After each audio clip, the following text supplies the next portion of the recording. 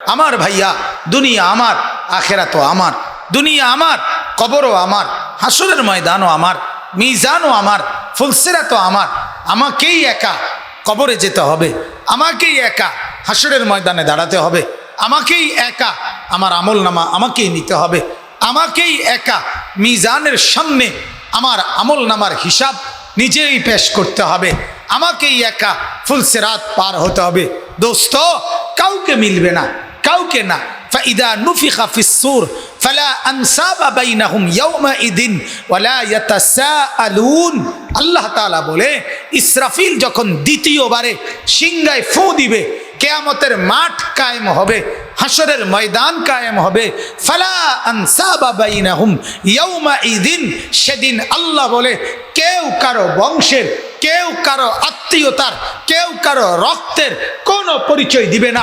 মা বলবে না এটা আমার ছেলে, ছেলে বলবে না এটা আমার মা, স্বামী বলবে না এটা আমার স্ত্রী, স্ত্রী বলবে না এটা আমার স্বামী, ভাই বলবে না এটা আমার বোন, বোন বলবে না এটা আমার ভাই, কেউ বলবে না। ওয়ালা ইয়াতাসাআলুন, কেউ কাউরে কিছু জিজ্ঞাসাও করবে না। আপনি কে, আমি কে, আপনার বাড়ি কোথায়, আপনি আসলেন কোত্থেকে, খোদার কসম কেউ কিছু বলবে না। প্রত্যেকেই নিজেকে নিয়েই ফিকির করবে। লিকুল্লি ইমরিইম মিনহুম ইয়াওমাইযিন শাআনুন ইউগনি, প্রত্যেকেই নিজেকে নিয়ে ফিকির করবে। কাকে নিয়ে বলেন, কাকে নিয়ে ভাইয়া বলে না, জওয়ান ছেলেরা বলো ভাই, নিজেকে নিয়ে, নিজেকে। সেদিন বন্ধু মিলবে না, সেদিন বন্ধু মিলবে না, মিলবে না। আল্লাহ তাআলা কোরআনুল কারীমের মধ্যে বলছে সব ভাই বন্ধু সেদিন শত্রু হয়ে যাবে। ওই যে কালো শার্টওয়ালা ভাই, মোবাইলটা ভালো ভাই, কষ্ট করে রাস্তায় টিপলে ভালো হয়, যথেষ্ট জায়গা আছে, দয়া করে ওইখানে গিয়ে মোবাইলটা টিপেন না। মোবাইল টিপা দরকার আছে, মোবাইল এটা তো কষ্ট, এমবি ঢুকাইয়া আবার মেয়াদ চলে যায়, ঠিক মতো না টিপলে এটা আবার কি চলে যায়, মেয়াদ চলে যায়। তো মেয়াদ চলে গেলে তো টাকাগুলো নষ্ট হলো, আর টাকা তো নষ্ট করা ঠিক না, টাকা সাবাই এলাম বালা। আস্তাগফিরুল্লাহ, আল্লাহ আমাদেরকে মাফ করে দেন। আমি কাউরে ছাড়বো না ভাই, যতক্ষণ আছি ততক্ষণ। বললাম না, গাফেল আমি ছাড় দিতে রাজি, সোজা কাজ, কাউরে তোয়াজ করা কোনো দরকার নেই। আল্লাহর কথা শুনতেই হবে, মনোযোগ দিতেই হবে ভাইয়া। এই গাফলতে গাফলতে জিন্দিগিটা বরবাদ। মসজিদে যায়, জুমা পড়ে, কিন্তু ছেলে পেলেদের চেহারায় ন্যূনতম কোনো পরিবর্তন নেই। এই যে যত ছেলে যত বখাটেই হোক, যত দুশ্চরিত্রই হোক, শুক্রবারে হইলে তো যায়, কথা বলেন না, শুক্রবারেও তো যায়, কিন্তু বদলায় না। কা কোরআন তো বদলে দেওয়ার জন্য আসছে, কোরআন তো বদলে দেওয়ার জন্য আসছে, কোরআন তো চেঞ্জ করার জন্য আসছিল, নামাজ তো বদলে দেওয়ার জন্য দেওয়া হয়েছিল। ইন্নাস সালাতা তানহা আনিল ফাহশাই ওয়াল মুনকার, নামাজ তো বদলে দেওয়ার কথা, কিন্তু শুধুই যথাযথ আগ্রহ, যথাযথ মনোযোগ, অথবা অশুদ্ধ কোরআন, অশুদ্ধ নামাজ, এর কারণে কোনো ফায়দা হয় না। আসিল তো 3 ঘন্টা পরীক্ষার হলে, দেখলাম কিতা লেখছেও, কিন্তু রেজাল্ট আইছে ফেল। হয় না এমন? হ্যাঁ, এই কারণ গাফেলের কোনো পরিবর্তন হয় না। আমি এটা সবসময় বলি, সবসময়, প্রতিদিন।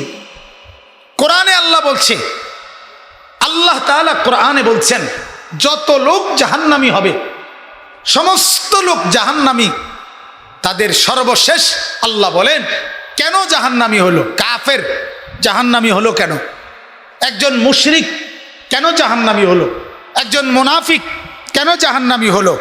আল্লাহ তাআলা বলেন একজন বিদআতি কেন জাহান্নামী হলো, একজন কবিরা গুনাহগার কেন জাহান্নামী হলো। সমস্ত পাপী যে জাহান্নামী হয়েছে, আল্লাহ বলে সবার মূল কারণ উলাইকা হুমুল গাফিলুন, তারা ছিল গাফেল, গাফেল, গাফেল। জীবনটাকে খামখেয়ালি মনে করে, আরে রাখ, কি এর আল্লাহর কথা, থোসাই নবীর কথা হুজুরার এইসব আলাপ থইতেন হুজুর আলাপ ভাত খাইতো ভাত পায় না এনে বইয়া বইয়া আলাপ মারে হুজুররা এই এই যে কইয়া মেলা মেরে ফেলাই দিছে এটা রে এই জন্য নাফরমান হাসরের দিন জাহান্নামী হবে ইয়াউমা ইয়াআদ্দু যালিমু আলা ইয়াদাইহি সেদিন কিয়ামতের দিন আল্লাহ বলে ইয়াআদ্দু যালিম সেদিন নিজের আঙ্গুল দিয়ে নিজের দাঁত দিয়ে নিজের আঙ্গুল এভাবে কামড়াবে আর আঙ্গুল ছিঁড়ে ফেলবে আর বলবে হায় কেন ইয়া লাইতানি ইত্তাখাযতু মা'আর রাসূল সাবিলা হায় যদি রাসূলের পথ ধরতাম ইয়া ওয়াইলাতা লাইতানি লাম আত্তাখিজ ফুলানান খলিলা হায় আফসোস আমার কপাল যদি তাকে ওই দুষ্টকে ওই দুশ্চরিত্র ওই নেশাখোর ওই মদখোর ওই জেনাখোর ওই ব্যভিচারী ওই নারীর সাথে ফুর্তিকারী ওই জানোয়ারকে যদি বন্ধু না বানাইতাম কোরআনের আয়াত আফসোস করবে আফসোস আফসোস করবে হায় আফসোস ইয়া ওয়াইলাতা লাইতানি লাম আত্তাখিজ ফুলানান খলিলা যদি বন্ধু না বানাতাম এবং এরপরের আয়াত আছে লাকাদ আদাল্লানি আনি যিকরি নাকি বাদা ইদ জাআনি নাফরমান বলবে আয় হায় হায় রে আফসোস আমার কাছে তো কোরআনের কথা আসছিল আমার কাছে তো নবীর কথা শুনছিলাম কিন্তু আমি আসার পরেও এই বন্ধু আদাল্লানি ওই শয়তানে আমারে গোমরা করে দিছে অসভ্য বন্ধু আমারে বলছে রায় বেড়া থো বেড়াইতান হুজুর মুজুর বেড়া থো মৌলবীর কথা দেখো না মানুষের ভাই তাই একটা ভাত খায় বেড়া আমরা না খাওয়াইলে ইতান হুজুরের ভাত মিলিনি কথা বোঝে না এরকম একটা টিটকারি মাইরা তারে আমরা তো মানুষের ভাই তাই একটা দাওয়াত খাই আর তুই তো রাস্তা তাই একটা মদ খাস তুই তো রাস্তাত খারায় খারায় মুতস তোরটা দামি হ্যাঁ তোরটা ইজ্জত বেড়া বেকুব বেড়া আমরা তো মানুষের ভাত চুরি করতে যাই না মানুষের ভাত ভাত দাওয়াতে না খাই দাওয়াত খাইলে ক্ষতি কি মানুষে আমারে দাওয়াত দেয় কেন তুমি বলবা না বলি ভাই আমার মতো একটা ভদ্রলোক আমি তার নাম মুতি খারাইয়া আমারে দাওয়াত দেন দেয়নি তোমারে দেও না সাল্লাম বলেছেন প্রথম কাতারে মসজিদে নামাজের প্রথম কাতারে বসার মধ্যে কি পরিমাণ নেকি নবীজি বলেন যদি তোমরা এটা বুঝতা তাহলে বাচ্চার মতো বাচ্চা যেমন হাঁটা শুরু করার আগে কিছুদিন কনুই এবং হাঁটু দিয়া হামাগুড়ি দিয়ে দিয়ে যায়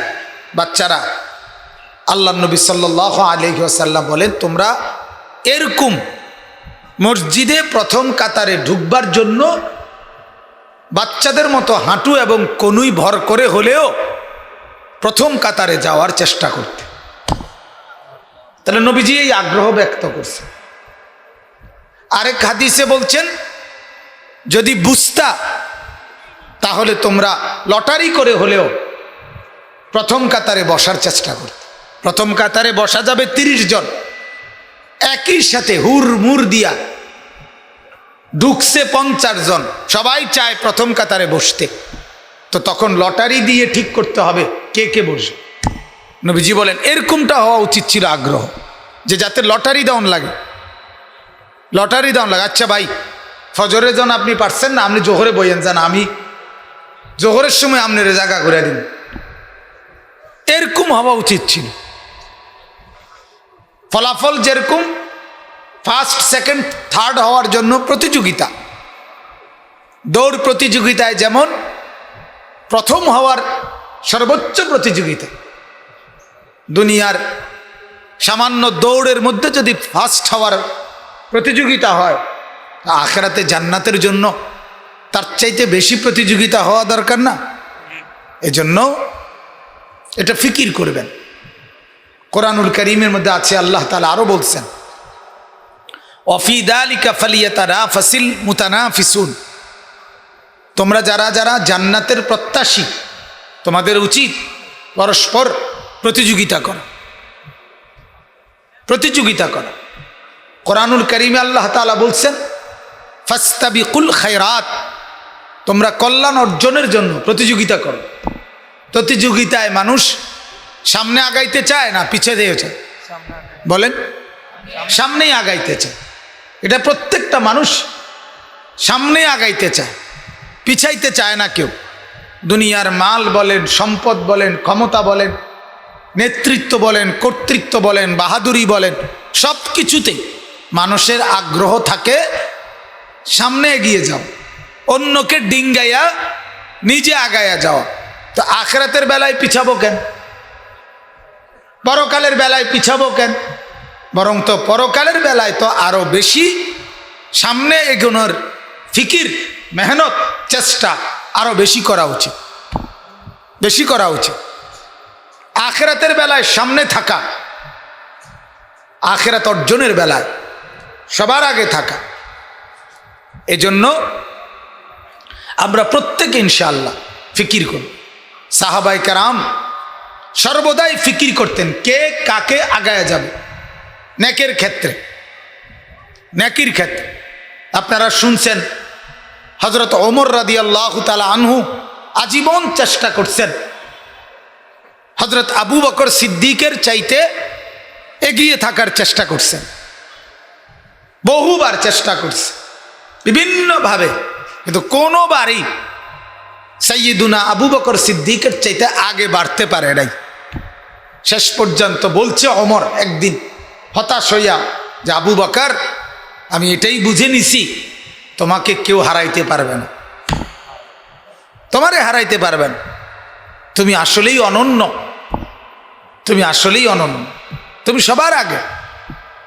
এজন্য সাহাবায়ে কেরামের মধ্যে এই জজবা ছিল। নবীজির সাহাবীদের মধ্যে কিছু সাহাবী ইসলামের প্রথম যুগে মক্কা থেকে হিজরত করে আবিসিনিয়া, হাবাসা, হযরত বেলাল যেই দেশের, এই হাবাসা মানে ইথিওপিয়া বলে এখন, ওইখানে হিজরত করে গেছিলেন। এর মধ্যে 70 জনের মতো পুরুষ ছিল আর অল্প কয়েকজন মহিলাও ছিলেন। এই পুরুষ এবং মহিলারা 14 বছর পরে পুনরায় আবার ওই আবিসিনিয়া থেকে হিজরত করে মদিনায় আসছেন। তো একবার মক্কা থেকে হিজরত করে আবিসিনিয়া গেছেন, আবার দ্বিতীয়বারে আবিসিনিয়া থেকে হিজরত করে মদিনায় আসছেন। তো উনাকে হিজরত হইল কয়বার? কথা বলেন না, কথা বলেন, 2 বার। এটা অনেক গ্যাপ হয়ে গেছে আসলে, মানে এই শ্রোতা আমার অনেক দূর হয়ে গেছে আসলে। তো এই 2 বার হিজরত করছেন ওনারা। তো যখন ওনারা মদিনায় আসছেন, তখন মক্কা থেকে সরাসরি যারা মদিনায় হিজরত করছে নবীজির সাথে বা আগে পিছে, তো ওনারা তো হিজরত করে গেছে মক্কা থেকে সরাসরি মদিনায়। আর ওনারা একবার মক্কা থেকে আবিসিনিয়া একটা এলাকা, আবার ওইখান থেকে মদিনা, তাহলে ওনারা হিজরত করছেন 2 বার। আর যারা মক্কা থেকে মদিনায় গেছে সরাসরি, ওনারা হিজরত করছে কয়বার? 1 বার। এ পরবর্তীতে হযরত ওমর রাদিয়াল্লাহু তাআলা আনহুর সাথে একজন মহিলা সাহাবী হযরত আসমা বিনতে উমাইস রাদিয়াল্লাহু তাআলা আনহা, হযরত জাফর ইবনে আবি তালেবের স্ত্রী।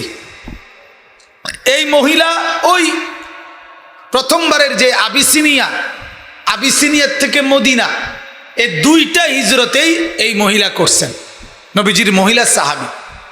তো হযরত ওমর রাদিয়াল্লাহু তাআলা একদিন কথার প্রসঙ্গে পর্দার আড়াল থেকে এই মহিলাকে বলছিলেন মদিনায় যে তোমরা আবিসিনিয়ায় হিজরত করলে কি হবে, আমাদের নেকি বেশি, কারণ আমরা তো নবীজির সাথে হিজরত করছি মক্কা থেকে মদিনায়, নবীজি যেমন আমরা এরকম করছি, কাজে আমাদের নেকি বেশি। তা তখন এই মহিলা সাহাবী আসমা উনি বলছিলেন, ওমর আল্লাহর কসম, আমি ততক্ষণ পর্যন্ত পরবর্তী পানি খাবো না, পান করব না, যতক্ষণ পর্যন্ত আমি নবীজির কাছে এটা জিজ্ঞেস না করব যে নেকি কার বেশি। তো ওই মহিলা বলতেছে, ওমর আমরা হিজরত করলাম 2 বার, তুমি হিজরত করলা 1 বার, আবার আমরা হিজরত করলাম নবীকে ছাড়া, তুমি কে নবী হিজরত করলা নবীজির পরপরই বা আগ মুহূর্তেই, তো তুমি মক্কায় থাকাকালীনও পুরা নবীকে দেখলা, মদিনায় গিয়াও নবীকে পুরা দেখলা, তো তোমার আবার দুঃখ কিসের? কথা বোঝেন নাই? তোমার তো নবীকেই দেখছো। আর আমরা যে 14টা বছর বাড়ির বাইরে ছিলাম ঈমানের কারণে, ওই আবিসিনিয়া, সেখান থেকে এখন মদিনা, আমরা তো 14 বছরে মোমেন হওয়ার পরেও নবীকে দেখি নাই। তাহলে হিজরতও করলাম 2 বার, আবার রাসূলুল্লাহ সাল্লাল্লাহু আলাইহি সাল্লামকে না দেখার বেদনা এটাও তো আমরা সহ্য করছি। তুমি কি সহ্য করছো? তোমার নেই কি বেশি হইতো? ঘটনাটা কি? রাখো, আমি বুঝা লই, নাই তো আমি পানি পান করব না। আল্লাহ নবী সাল্লাল্লাহু আলাইহি ওয়াসাল্লামের কাছে হযরত ভাই, ছোট ভাই, লাল শার্ট, সুজয় বউ, সুজাও ভাই, তুমি ভাই আগাও, তুমি ভাই কষ্ট করে তুমি আগাও, না এই পিছনে জোট ভাঙ্গে লাও, জটলা ভাঙ্গো, 10 মিনিটে শোনো দোস্ত, ফায়দা হবে। বন্ধু বান্ধবের এই আড্ডা তো সারাদিনে, এটা কি কখনোই ছুটানো যায় না? 24 ঘন্টা ছেলেদের মন চায় আড্ডা দিতে, আমি বুঝি না, আশ্চর্য, এটা কেমন জিন্দিগি? সারাক্ষণ বুঝি মানুষের তামসা করতে মনে হয়। একটা মানুষ কতক্ষণ ফুর্তি করতে মন চায়? একটা মানুষ মনে করেন খেলতেই আছে, কতক্ষণ খেলতে মনে হয়?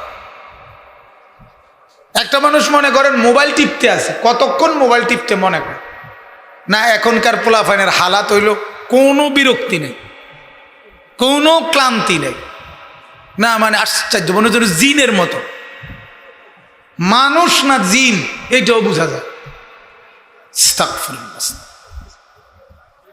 চলো ভাই, আমি সবার দিকে নজর রাখি, সদবদর মানুষ আমি দেখতে পারি না, আর 2 জন হোক শ্রোতা, আমার এতে কোনো অসুবিধা নেই, কোনো সমস্যা নেই।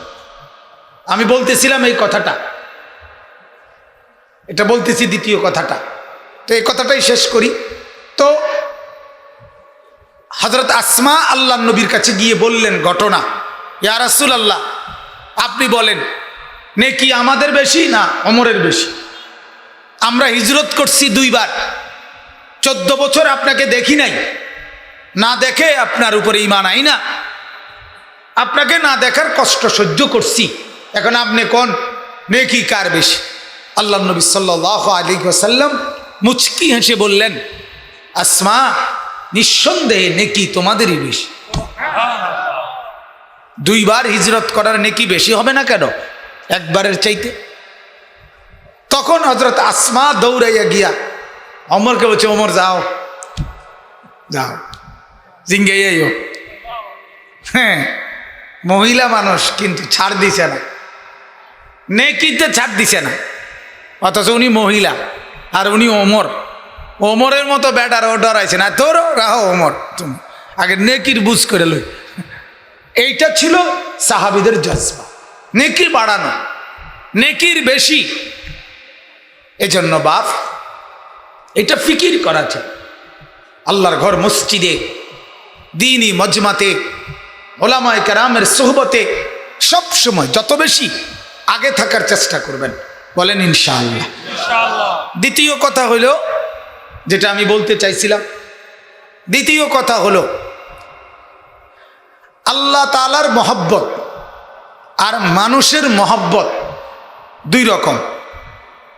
মানুষ দুনিয়াতে একটা ছেলে একটা মেয়েকে ভালোবাসে, সে চায় এই মেয়েটাকে আর কেউ ভালো না বাসুক, ঠিক কিনা?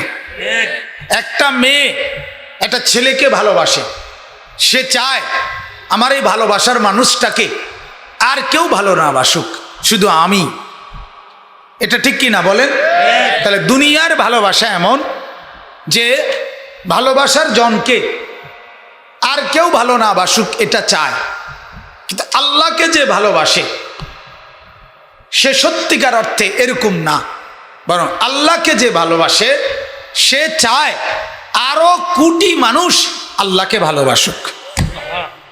সে যখন শুনে ইনিও আল্লাহরে ভালোবাসে, উনিও ভালোবাসে, উনিও ভালোবাসে, তো সে আরো খুশি হয়, হ্যাঁ মাশাআল্লাহ আমার আল্লাহর মহব্বতের লোক আরো বাড়ছে। ঠিক কি না বলেন? এটা হলো আল্লাহর ভালোবাসা। আচ্ছা, এটা কেন বললাম? এটা বলার উদ্দেশ্য হলো ও আসার পথে আমি ওইখানে বিংলাবাড়ি আরেকটা মাহফিল হইতেছে, দেখে আসছি এখন। তো আমার এটা দেখে খুব ভালো লাগছে, একেবারে দিল থেকে বলতেছে। ওই মাহফিলের কারণে এই মাহফিল বরবাদ, বা এই মাহফিলের কারণে ওই মাহফিল বরবাদ, কশ্চিন কালেও কোনো মোমেন, কোনো মুসলমান এটা ভাবতে পারে না। ওইখানে আমার আল্লাহর নাম নেওয়া হচ্ছে, এখানেও আমার আল্লাহর নাম নেওয়া হচ্ছে। আমার মালিকের নাম যদি প্রতিদিন 100 কোটি মানুষও নেয়, আমার আরো খুশি। কি বলে? খুশি হওয়া উচিত কিনা বলে? আমার আল্লাহর নামই তো নিতেছে, আমার নবীর নামই তো হচ্ছে। এজন্য এটা সবসময় মনে রাখবে, কোনো সময় এটা মনে না আনা, ইন্তজাম করতে থাকা। কোথাও 10 জন, কোথাও 10,000, কোথাও 1,000, কোথাও 5,000, শুনতে থাকো, আল্লাহর কথা শুনতে থাকো। আমি বড় মজমাতে বয়ান করছি, বয়ান করে মাহফিল, যার ঘরে খানা, নিচতলায় ওনার বাসায় খানা খাইছি। ভদ্রলোক আমারে বলতেছে, হুজুর আপনি তো কষ্ট করছেন, বয়ান করছেন, এখন আপনি ক্লান্ত, কিন্তু আমার একটা, যদি কিছু মনে না করেন আমি একটা কথা বলতাম। আমি বলেন, জি চাচা বলেন। বলতেছে, কয় যে আমার বাসার 3 তলায় আমার ফ্যামিলি থাকে, তো আমার বিবি আর আমার একটা মেয়ে, বিবাহিতা মেয়ে, এই 2 জন মহিলা শুধু উপরে আছে, 3 তলায় থাকে ওনারা। এখন ওনাদের আবদার, ওনারা 2 জন, শুধু এই 2 জন মহিলা আপনার কাছে একটু আবদার করছে, যদি আপনি রাখেন যে ওনাগরে একটু 10টা মিনিট কদ্দুর ওনাগরে একটু কথা বলতেন, যদি আপনি কিছু মনে না করেন। আমি বললাম, চাচা এখন চলেন, চলেন চলেন, উঠেন উপরে। তো 3 তলায় গিয়ে আলাদা রুমে, আবার পর্দার এই পাশ থেকে প্রায় আধা ঘন্টা শুধু এই 2 জন মহিলা। আমি জানি শ্রোতায় 2 জন, হ্যাঁ বিশ্বাস করেন, এই 2 জনে, আর বেশি আইব করতে, এটা তো মানুষের 2 জন, বলছেই তো 2 জন। এই 2 জনকেই আবার আধা ঘন্টা বয়ান করছে। আলহামদুলিল্লাহ। তো কি হয়েছে, অসুবিধা কি হয়েছে? আপনি হুনলে কই বুঝছি আপনি কি হওয়াদের বক্তা, শ্রোতা মাত্র 2 জন, তো কি হয়েছে? আপনি নইলে আমার বুঝলেন আরে, তো আমার সমস্যা কি? কথা বলেন না কেন? আপনি আমার বুঝলেন আরে যে আমি কম দরের বক্তা, তো সমস্যা কি আমার? এত অসুবিধা কি আমার? আপনার দ্বারে কিতা? আপনি আমারে নেকি দিবার কিছু কথা বলেন না, নেকি দিবে কে? আসমানওয়ালা তো দিল দেখবে, আল্লাহ তাআলা তো দিল দেখেন, দিল দেখেন। এজন্য কোনোভাবেই না ঘাবড়ানো, আল্লাহর দ্বীনের জন্য হর তবকা বিভিন্ন মাধ্যমে মেহনত করা, আল্লাহর কথা শোনার জন্য বেশি থেকে বেশি ইন্তজাম করা। আল্লাহ তাআলা আমাদেরকে তৌফিক দান করেন, সমস্ত মাহফিলগুলোতে আল্লাহ তাআলা বরকত দান করেন। স্বাভাবিকভাবে এটাই নিয়ম, শীতকালীন মৌসুম যখন কাছাইয়া আসে, এই 4-5 মাস আমাদের দেশে প্রতিদিন কাছাকাছি অনেক মাহফিল পড়ে। আমরাও এটাই সবসময় দেখি। এটারে সম্ভব না মিলানো, আপনি একটা মাহফিল করবেন আর 10 মুল্লুকে আর কেউ যাতে না করতে পারে, এটা সম্ভব না এখন। কথা বুঝছেন কি না বলেন? অতএব আমরা প্রত্যেকটা মাহফিলের জন্য দোয়া করি, আল্লাহ তাআলা প্রতিটা মাহফিলের মধ্যে আল্লাহর কথা আখিরাত আর পরকালের কথা আল্লাহর বান্দাকে পৌঁছাবার ইন্তজাম যেন যথাযথভাবে হয় এবং যেন চালু থাকে। কোনো ষড়যন্ত্রে, কোনো বিরোধিতার কারণে, কোনো ফন্দির কারণে, কারো দুশ্মনির কারণে যেন কারো প্ররোচনায় নাস্তিক, মুরতাদরা, ইসলামের দুশ্মনরা, বেঈমানরা প্রতিনিয়ত চেষ্টা করছে বাংলাদেশে সুন্দর এই বয়ানের পরিবেশ এটা যেন স্তব্ধ হয়ে যায়, এটা যেন বন্ধ হয়ে যায়। এটার জন্য সীমাহীন চেষ্টা। এতটা সুন্দরভাবে সব শ্রেণী, জওয়ান, বুড়া, ছোট বড়, শিক্ষিত, সাধারণ মানুষ, খেটে খাওয়া মানুষ, দিন মজুর, সারাদিন মেহনত করে আবার রাতের 12টা-1টা পর্যন্ত ওয়াজ শুনে এটা বেঈমানের সহ্য হবে কেমনে? কথা বলেন। বেঈমান তো কয়, তার কথা হলো অবসর হবেন, সারাদিন পয়সা রোজগারের জন্য কোনো কাজ করবেন, এটা অবসর হয়ে টেলিভিশন লইয়া বলবেন। এটা হলো বেঈমানের চাওয়া, দুশ্মনের চাওয়া এটা, যে আবার টেলিভিশন নিয়ে বসবেন, গান দেখবেন, ছবি দেখবেন, নাচ দেখবেন, ফুর্তি করবেন। হ্যাঁ, এজন্য বিনোদন, এটাকে বিনোদন, এটাকে আপনার সুন্দর সুন্দর নাম দিয়া আপনার ফলাও করে সুস্থ বিনোদন, তারপরে মনের খোরাক। হ্যাঁ, এরপরে দিয়া ওই দিন একদিন শুনলাম বলতেছে যে music is the medicine of break heart. গান হচ্ছে ভগ্ন হৃদয়ের জন্য মেডিসিন, ঔষধ। আপনার মন ভাঙ্গা, যার সাথে প্রেম করেন সে আপনারে মনে করেন ফাঁসাত লাথি দিয়ে গেছে গা, কথার কথা, আরেক বেটার লগে।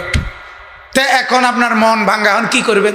এখন আপনি গান শুনবেন, টেনে টেনে টেনে টেনে করে, কথা বুঝছেন না? অথবা নেশা করবেন, অথবা কি মাতাল হইয়া মাথা টাথা গেডি টেডি হালাইয়া হাঁটবেন, ঘুরবেন। কি হইছে ভাই, ধরা খাইছি, কথা বুঝছেন কিনা? এই হলো পাগলামি, এই হলো পাগলামি। আল্লাহ তাআলা আমাদেরকে বুঝার তৌফিক দান করেন। আল্লাহ তাআলা আমাদের প্রত্যেককে আখিরাতের ফিকির দান করেন, পরকালের বুঝ দান করেন। আমার ভাইয়া, দুনিয়া আমার, আখিরাতও আমার। দুনিয়া আমার, কবরও আমার, হাসরের ময়দানও আমার, মিজানও আমার, ফুলসিরাতও আমার। আমাকেই একা কবরে যেতে হবে, আমাকেই একা হাসরের ময়দানে দাঁড়াতে হবে, আমাকেই একা আমার আমল নামা আমাকেই নিতে হবে, আমাকেই একা মিজানের সামনে আমার আমল নামার হিসাব নিজেই পেশ করতে হবে, আমাকেই একা ফুলসিরাত পার হতে হবে। দোস্ত, কাউকে মিলবে না, কাউকে না। فإذا نفخ في الصور فلا أنساب بينهم يومئذ ولا يتساءلون। আল্লাহ তাআলা বলে, ইসরাফিল যখন দ্বিতীয়বারে সিংহায় ফু দিবে, কিয়ামতের মাঠ কায়েম হবে, হাসরের ময়দান কায়েম হবে। ফালা আনসাবা বাইনাহুম ইয়াউমাইযিন, সেদিন আল্লাহ বলে কেউ কারো বংশের, কেউ কারো আত্মীয়তার, কেউ কারো রক্তের কোনো পরিচয় দিবে না। মা বলবে না এটা আমার ছেলে, ছেলে বলবে না এটা আমার মা, স্বামী বলবে না এটা আমার স্ত্রী, স্ত্রী বলবে না এটা আমার স্বামী, ভাই বলবে না এটা আমার বোন, বোন বলবে না এটা আমার ভাই, কেউ বলবে না। ওয়ালা ইয়াতাসাআলুন, কেউ কাউরে কিছু জিজ্ঞাসাও করবে না। আপনি কে, আমি কে, আপনার বাড়ি কোথায়, আপনি আসলেন কোত্থেকে, খোদার কসম কেউ কিছু বলবে না। প্রত্যেকেই নিজেকে নিয়েই ফিকির করবে। লিকুল্লি ইমরিইম মিনহুম ইয়াওমাইযিন শা'নুন ইউগনি। প্রত্যেকেই নিজেকে নিয়ে ফিকির করবে। কাকে নিয়ে বলেন? কাকে নিয়ে ভাইয়া বলে না? জওয়ান ছেলেরা বলো ভাই, নিজেকে নিয়ে, নিজেকে। সেদিন বন্ধু মিলবে না, সেদিন বন্ধু মিলবে না, মিলবে না। আল্লাহ তাআলা কোরআনুল কারীমের মধ্যে বলছে সব ভাই বন্ধু সেদিন শত্রু হয়ে যাবে। ওই যে কালো শার্টওয়ালা ভাই, মোবাইলটা ভালো ভাই, কষ্ট করে রাস্তায় টিপলে ভালো হয়, যথেষ্ট জায়গা আছে, দয়া করে ওইখানে গিয়ে মোবাইলটা টিপেন না। মোবাইল টিপা দরকার আছে, মোবাইল এটা তো কষ্ট, এমবি ঢুকাইয়া আবার মেয়াদ চলে যায়, ঠিক মতো না টিপলে এটা আবার কি চলে যায়, মেয়াদ চলে যায়। তো মেয়াদ চলে গেলে তো টাকাগুলো নষ্ট হলো, আর টাকা তো নষ্ট করা ঠিক না, টাকা সাবাই এলাম বালা, আস্তাগফিরুল্লাহ। আল্লাহ আমাদেরকে মাফ করে দেন। আমি কাউরে ছাড়বো না ভাই, যতক্ষণ আছি ততক্ষণ। বললাম না, গাফেল আমি ছাড় দিতে রাজি না। সোজা কথা, কাউরে তোয়াজ করা কোনো দরকার নেই। আল্লাহর কথা শুনতেই হবে, মনোযোগ দিতেই হবে ভাইয়া। এই গাফলতে গাফলতে জিন্দিগিটা বরবাদ। মসজিদে যায়, জুমা পড়ে, কিন্তু ছেলে পেলেদের চেহারায় ন্যূনতম কোনো পরিবর্তন নেই। এই যে যত ছেলে যত বখাটেই হোক, যত দুশ্চরিত্রই হোক, শুক্রবারে হইলে তো যায়, কথা বলেন না, শুক্রবারেও তো যায়, কিন্তু বদলায় না কা। কোরআন তো বদলে দেওয়ার জন্য আসছে, কোরআন তো বদলে দেওয়ার জন্য আসছে, কোরআন তো চেঞ্জ করার জন্য আসছিল, নামাজ তো বদলে দেওয়ার জন্য দেওয়া হয়েছিল। ইন্নাস সালাতা তানহা আনিল ফাহশাই ওয়াল মুনকার, নামাজ তো বদলে দেওয়ার কথা, কিন্তু শুধুই যথাযথ আগ্রহ, যথাযথ মনোযোগ, অথবা অশুদ্ধ কোরআন, অশুদ্ধ নামাজ, এর কারণে কোনো ফায়দা হয় না। আসিল তো 3 ঘন্টা পরীক্ষার হলে, দেখলাম কিতা লেখছেও, কিন্তু রেজাল্ট আইছে ফেল। হয় না এমন? এই কারণ গাফেলের কোনো পরিবর্তন হয় না। আমি এটা সবসময় বলি, সবসময়, প্রতিদিন। কোরআনে আল্লাহ বলছে, আল্লাহ তাআলা কোরআনে বলছেন, যত লোক জাহান্নামী হবে, সমস্ত লোক জাহান্নামী, তাদের সর্বশেষ আল্লাহ বলেন কেন জাহান্নামী হলো? কাফের জাহান্নামী হলো কেন? একজন মুশরিক কেন জাহান্নামী হলো? একজন মুনাফিক কেন জাহান্নামী হলো? আল্লাহ তাআলা বলেন একজন বিদআতি কেন জাহান্নামী হলো? একজন কবিরা গুনাহগার কেন জাহান্নামী হলো? সমস্ত পাপী যে জাহান্নামী হয়েছে, আল্লাহ বলে সবার মূল কারণ উলাইকা হুমুল গাফিলুন, তারা ছিল গাফেল, গাফেল, গাফেল। জীবনটাকে খামখেয়ালি মনে করে। আরে রাখ, কি এর আল্লাহর কথা, থোসাই নবীর কথা, হুজুররা এইসব আলাপ থইতেন। হুজুর ভাত খাইতো ভাত পায় না, এনে বইয়া বইয়া আলাপ মারে হুজুররা। এই যে কইয়া মেলা মারিয়া ফালাই দিছে এটারে, এই জন্য নাফরমান হাসরের দিন জাহান্নামী হবে। ইয়াউমা ইয়াআদ্দু যালিমু আলা ইয়াদাইহি, সেদিন কিয়ামতের দিন আল্লাহ বলে ইয়াআদ্দু যালিম, সেদিন নিজের আঙ্গুল দিয়ে, নিজের দাঁত দিয়ে নিজের আঙ্গুল এভাবে কামড়াবে, আর আঙ্গুল ছিঁড়ে ফেলবে, আর বলবে হায় কেন, ইয়া লাইতানি ইত্তাখাযতু মা'আর রাসূল সাবিলা, হায় যদি রাসূলের পথ ধরতাম। ইয়া ওয়াইলাতা লাইতানি লাম আত্তাখিজ ফুলানান খলিলা, হায় আফসোস আমার কপাল, যদি তাকে, ওই দুষ্টকে, ওই দুশ্চরিত্র, ওই নেশাখোর, ওই মদখোর, ওই জেনাখোর, ওই ব্যভিচারী, ওই নারীর সাথে ফুর্তিকারী, ওই জানোয়ারকে যদি বন্ধু না বানাইতাম। কোরআনের আয়াত। আফসোস করবে, আফসোস, আফসোস করবে, হায় আফসোস, ইয়া ওয়াইলাতা লাইতানি লাম আত্তাখিজ ফুলানান খলিলা, যদি বন্ধু না বানাতাম। এবং এরপরের আয়াত আছে লাকাদ আদাল্লানি আনি যিকরি, নাকি বাদা ইদ জাআনি। নাফরমান বলবে আয় হায় হায় রে, আফসোস, আমার কাছে তো কোরআনের কথা আসছিল, আমার কাছে তো নবীর কথা শুনছিলাম, কিন্তু আমি আসার পরেও এই বন্ধু আদাল্লানি, ওই শয়তানে আমারে গোমরা করে দিস। অসভ্য বন্ধু আমারে বলছে রায় বেড়া, থো বেড়া ইতান হুজুর মুজুর বেড়া, থো মৌলবীর কথা। দেখো না মানুষের ভাই তাইটা একটা ভাত খায় বেড়া, আমরা না খাওয়াইলে ইতান হুজুরের ভাত মিলিনি। কথা বোঝে না? এরকম একটা টিটকারি মাইরা তারে, আমরা তো মানুষের ভাই তাইটা একটা দাওয়াত খাই, আর তুই তো রাস্তা তাইটা একটা মদ খাস, তুই তো রাস্তাত খারায় খারায় মুতস, তোরটা দামি। হ্যাঁ চোরটা ইজ্জত বেড়া, বেকুব বেটা। আমরা তো মানুষের বাদ চুরি করতে যাই না, মানুষের বাদ ভাত দাওয়াতে না খাই। দাওয়াত খাইলে ক্ষতি কি? মানুষে আমারে দাওয়াত দেয় কেন? তুমি বলবা না, বল ভাই আমার মতো একটা ভদ্রলোক, আমি দেন না মুতি খারাইয়া, আমারে দাওয়াত দেন, দেয়নি তোমারে দেও না।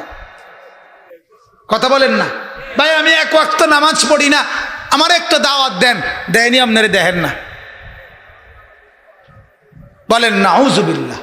অতএব বন্ধু আমার, নওজোয়ান সাথীরা, সবার কাছে অনুরোধ, আমি নিয়মিত এটা বলি, ভাইয়া বন্ধু নির্বাচনে সাবধান। বন্ধু বন্ধুকে বরবাদ করে দেয়, বন্ধু বন্ধুকে বরবাদ করে দেয়। কামারের দোকানদার নাকে মুখে ধোঁয়ার দুর্গন্ধ ঢুকায় দেয়, আর আতরের বিক্রেতা ঢুকলেই নাকে মুখে সুঘ্রাণ, আতর দিয়ে সুঘ্রাণ করে দেয়। ঠিক নেককার তোমাকে আখিরাত আর পরকালের কথা মনে করায় দিবে, আর বদকার তোমাকে জিনা, ব্যভিচার, অসৎ কোনো মেয়ে, নারী, মদ, জুয়া, ফুর্তি, উলঙ্গ, অশ্লীলতা, এই সমস্ত শয়তানি বদমাইশি কোনো কথার কথা তোমারে মনে করায় বরবাদ করে দিবে। হ্যাঁ ভাইয়া, আল্লাহ তাআলা আমাদেরকে বুঝ দান করেন, আল্লাহ তাআলা বুঝ দান। আল্লাহ তাআলা কোরআনে বলছেন, ওয়ালা তাকরাবুজ জিনা ইন্নাহু কানা ফাহিশা ওয়া সাআ সাবিলা। আল্লাহ তাআলা বলে জিনার কাছেও যেও না, ব্যভিচারের কাছেও যেও না। অর্থাৎ যেই জিনিস ব্যভিচারের দিকে নিয়ে যায়, এক নারীর দিকে দেখলা, ছবি দেখলা, গান শুনলা, পিছনে পিছনে ঘুরলা, একদিন তোমাকে এই অপকর্ম, ঘৃণ্য অভ্যাস তোমাকে জিনা, ব্যভিচার, বেহায়াপনা, অস্থিরতা, চূড়ান্ত অপকর্মের দিকে নিয়ে যাবে, খারাপের দিকে নিয়ে যাবে। অতএব আল্লাহ তাআলা নিষেধ করেছেন, ইন্নাহু কানা ফাহিশা, এটা চূড়ান্ত অশ্লীলতা, ওয়া সাআ সাবিলা, জিনা বড় নিকৃষ্ট, মন্দ রাস্তা, মন্দ পথ। আল্লাহ তাআলা বলেন, ফামান ইবতাগা ওয়ারাআ যালিকা ফাউলাইকা হুমুল আদুন। আল্লাহ তাআলা বলেন, হালাল স্ত্রী ব্যতীত, হালাল স্ত্রী ব্যতীত নিজের লজ্জাস্থানকে যে অন্য কোথাও ব্যবহার করে সে সীমালঙ্ঘনকারী, সীমালঙ্ঘনকারী। আর সীমালঙ্ঘনকারীর ঠিকানা জাহান্নাম, জাহান্নাম। আজকের নওজওয়ানদেরকে, আজকের যুবকদেরকে আরো খোলামেলা নিজের চরিত্র আর আখলাকের ব্যাপারে সংশোধন করা দরকার, আলাদা বলা দরকার, কাছে ডেকে বলা দরকার, বুকে জড়াইয়া বলা দরকার, কাছে টাইনা বলা দরকার, চোখের পানি ফেলে ফেলে বলা দরকার। এমনি নাহলে বদলাবে না, বদলাবে না। গত পরশুদিন আমি এক জায়গায় মাহফিলে গেছি। মাহফিলে যাওয়ার পরে মাহফিলওয়ালারা আমারে এক ঘরে নিছে, ওইখানে আমার খানা দানার ইন্তজাম। কথাটা একটা মিনিট শুনেন। তো একটা রুমে আমারে বসাইছে, তো একটা খাট, এটার মধ্যে আমি বসছি, আমার সাথে সাথে সাথে প্রায় 15-20 জন মানুষ ঢুকছে আমার লগে লগে। তো ওইখানে ওই রুমটার মধ্যে নিচে এক সাইডে দিয়া একটা হোগলা এবং কাঁথা বিছানো, একটা বালিশে সর্বোচ্চ 7 কিংবা 8 বছর হবে বয়স, এরকম একটা ছেলে শুয়ে রয়েছে। আমি যখন গেছি তখন বাজে রাতের 10টা, আমার বয়ান 10:30টার দিকে। তো আমি ঢুইকা আপনার আমরাই 15-20 জন লোক কথাবার্তা বলতেছে আমার সাথে, আমিও কথা বলতেছি। ওই যে ছেলেটা, এই ঘরের ছেলে, ছেলেটা এখানে শোয়া, তার হাতে একটা বড় মোবাইল, এত বড়। এই মোবাইলটা দিয়া, একে বিশ্বাস করে, এই মোবাইলটা দিয়া বাচ্চাটা এক নজরে এটা যে টিপতেছে, চাইতেছে। এই যে এখানে এতগুলো মানুষ আমরা আসছি, 20টা মানুষের কম হবে না। আমি আইছি, বইছি, কথাবার্তা বলতেছি, প্রায় 15-20 মিনিট হয়ে গেছে। এই ছেলেটা একটা সেকেন্ড কদর চোখটাও আলগি দিছে না যে মানুষ আইছে না কে আইছে। আপনি কল্পনা করেন, আপনি ভাবেন ছেলে পেলেদের হালাত কি। শেষ পর্যন্ত আমি বিরক্ত হইয়া একটা ধমক দিছি বাচ্চাটারে, এই বেটা তুই এনতে উঠ, যা বেটা এন থেকে ভিতরে যা। আর এই বড় মোবাইল কার, যারটা তারে দিয়ে দে। ধমকাইয়ে তারে উঠাই দিছি। মানে আমার আর অসহ্য লাগতেছে যে এতটুকু ছোট্ট বাচ্চা, আপনি অবাক করেন না, একটা বার এখানে এতগুলো মানুষ আমরা আসলাম, তার কোনো নজরও মানে চোখটাও সরাইছে না সে কিন্তু। তাহলে আপনি বলেন আমাদের ছেলেদের হালাত কি? কোন 8 বছরের বাচ্চারে যদি মা বাবা বাচ্চার হাতে মোবাইলটা দিয়ে দেয়, বাহ মা নিরাপদ। মূল হিসাব হইল মহিলা নিরাপদ। মহিলার হিসাব হইল বাচ্চার হাতে মোবাইল দিছি, এবার হাতে গান শুনুক, ছবি দেখুক, নাচ দেখুক, গেমস খেলুক, কার্টুন দেখুক, যেটা মনে কয়টা করুক, আমারে তো আর ডিস্টার্ব করে না, অতএব আমার আর কোনো সমস্যা নেই। তাহলে এভাবে কি জাতি টিকবে? কথা বলেন না। এভাবে সমাজ টিকবে? এভাবে আমাদের পরিবার টিকবে বলেন? এই জন্য এতটা কঠোর। এই জন্য বারবার বলি, প্রতিদিন বলি, সারাটা দিন বলি, ছেলেদেরকে ফিরান, মেয়েদেরকে ফিরান, নিজেদের বাচ্চাদের প্রতি নজর দেন। এটাই জন্য বলি। আল্লাহ তাআলা আমাদেরকে বুঝার তৌফিক দান করেন। চলেন কোরআনুল কারীমের 29 পারা, কোরআনুল কারীমের 68 নম্বর সূরা, সূরাটির নাম সূরায়ে কালাম। এই যে আমরা যে কলম দিয়ে লিখি, এই যে কলম, এই কলম সূরাটার নাম। 29 পারা সূরায়ে কালাম, 68 নম্বর সূরা। এই সূরার 7টি আয়াত, ছোট ছোট আয়াত আমি আপনাদের সামনে তেলাওয়াত করেছি। ইনশাআল্লাহ আর অল্প কিছু টাইম মোহতারাম হযরত মাওলানা সাদিকুর রহমান আল আজহারি দামাত বারাকাতুহুমুল আলিয়া, উনি আসার পূর্ব পর্যন্ত আসতেছেন কাছাকাছি। মূলত আসলে আমি তো ওয়াজ শুনতে আসছি। শামীম ভাইদের মাহফিল, সমাজ কল্যাণ পরিষদের নতুন কমিটি যখন আবার হয়েছে কয়দিন আগে, তখনও আমি কমিটির প্রথমেই ওনাদেরকে সামান্য কিছু নসিহতমূলক কথা বলার জন্যে মসজিদে একদিন আসছিলাম। তো এই জন্য আমি মনে করি যে আমিও এটার একজন সদস্য, তো কাজে আমারও তো দায়িত্ব আছে, আমিও তো একজন শ্রোতা হিসাবে তো কমপক্ষে আসা দরকার। আমার আজকে সিলেট যাওয়ার কথা ছিল মূলত, তো আমি বিশেষ কারণে সিলেট যাই নাই। গত 2-3 দিন আগেই ফয়সালা হয়েছিল, এই কারণে আজকে আসা। আল্লাহ তাআলা আমাদেরকে কবুল করেন। তো সূরায়ে কালাম এই সূরাটার নাম। এই সূরার 7টি আয়াত আমি আপনাদের সামনে তেলাওয়াত করেছি।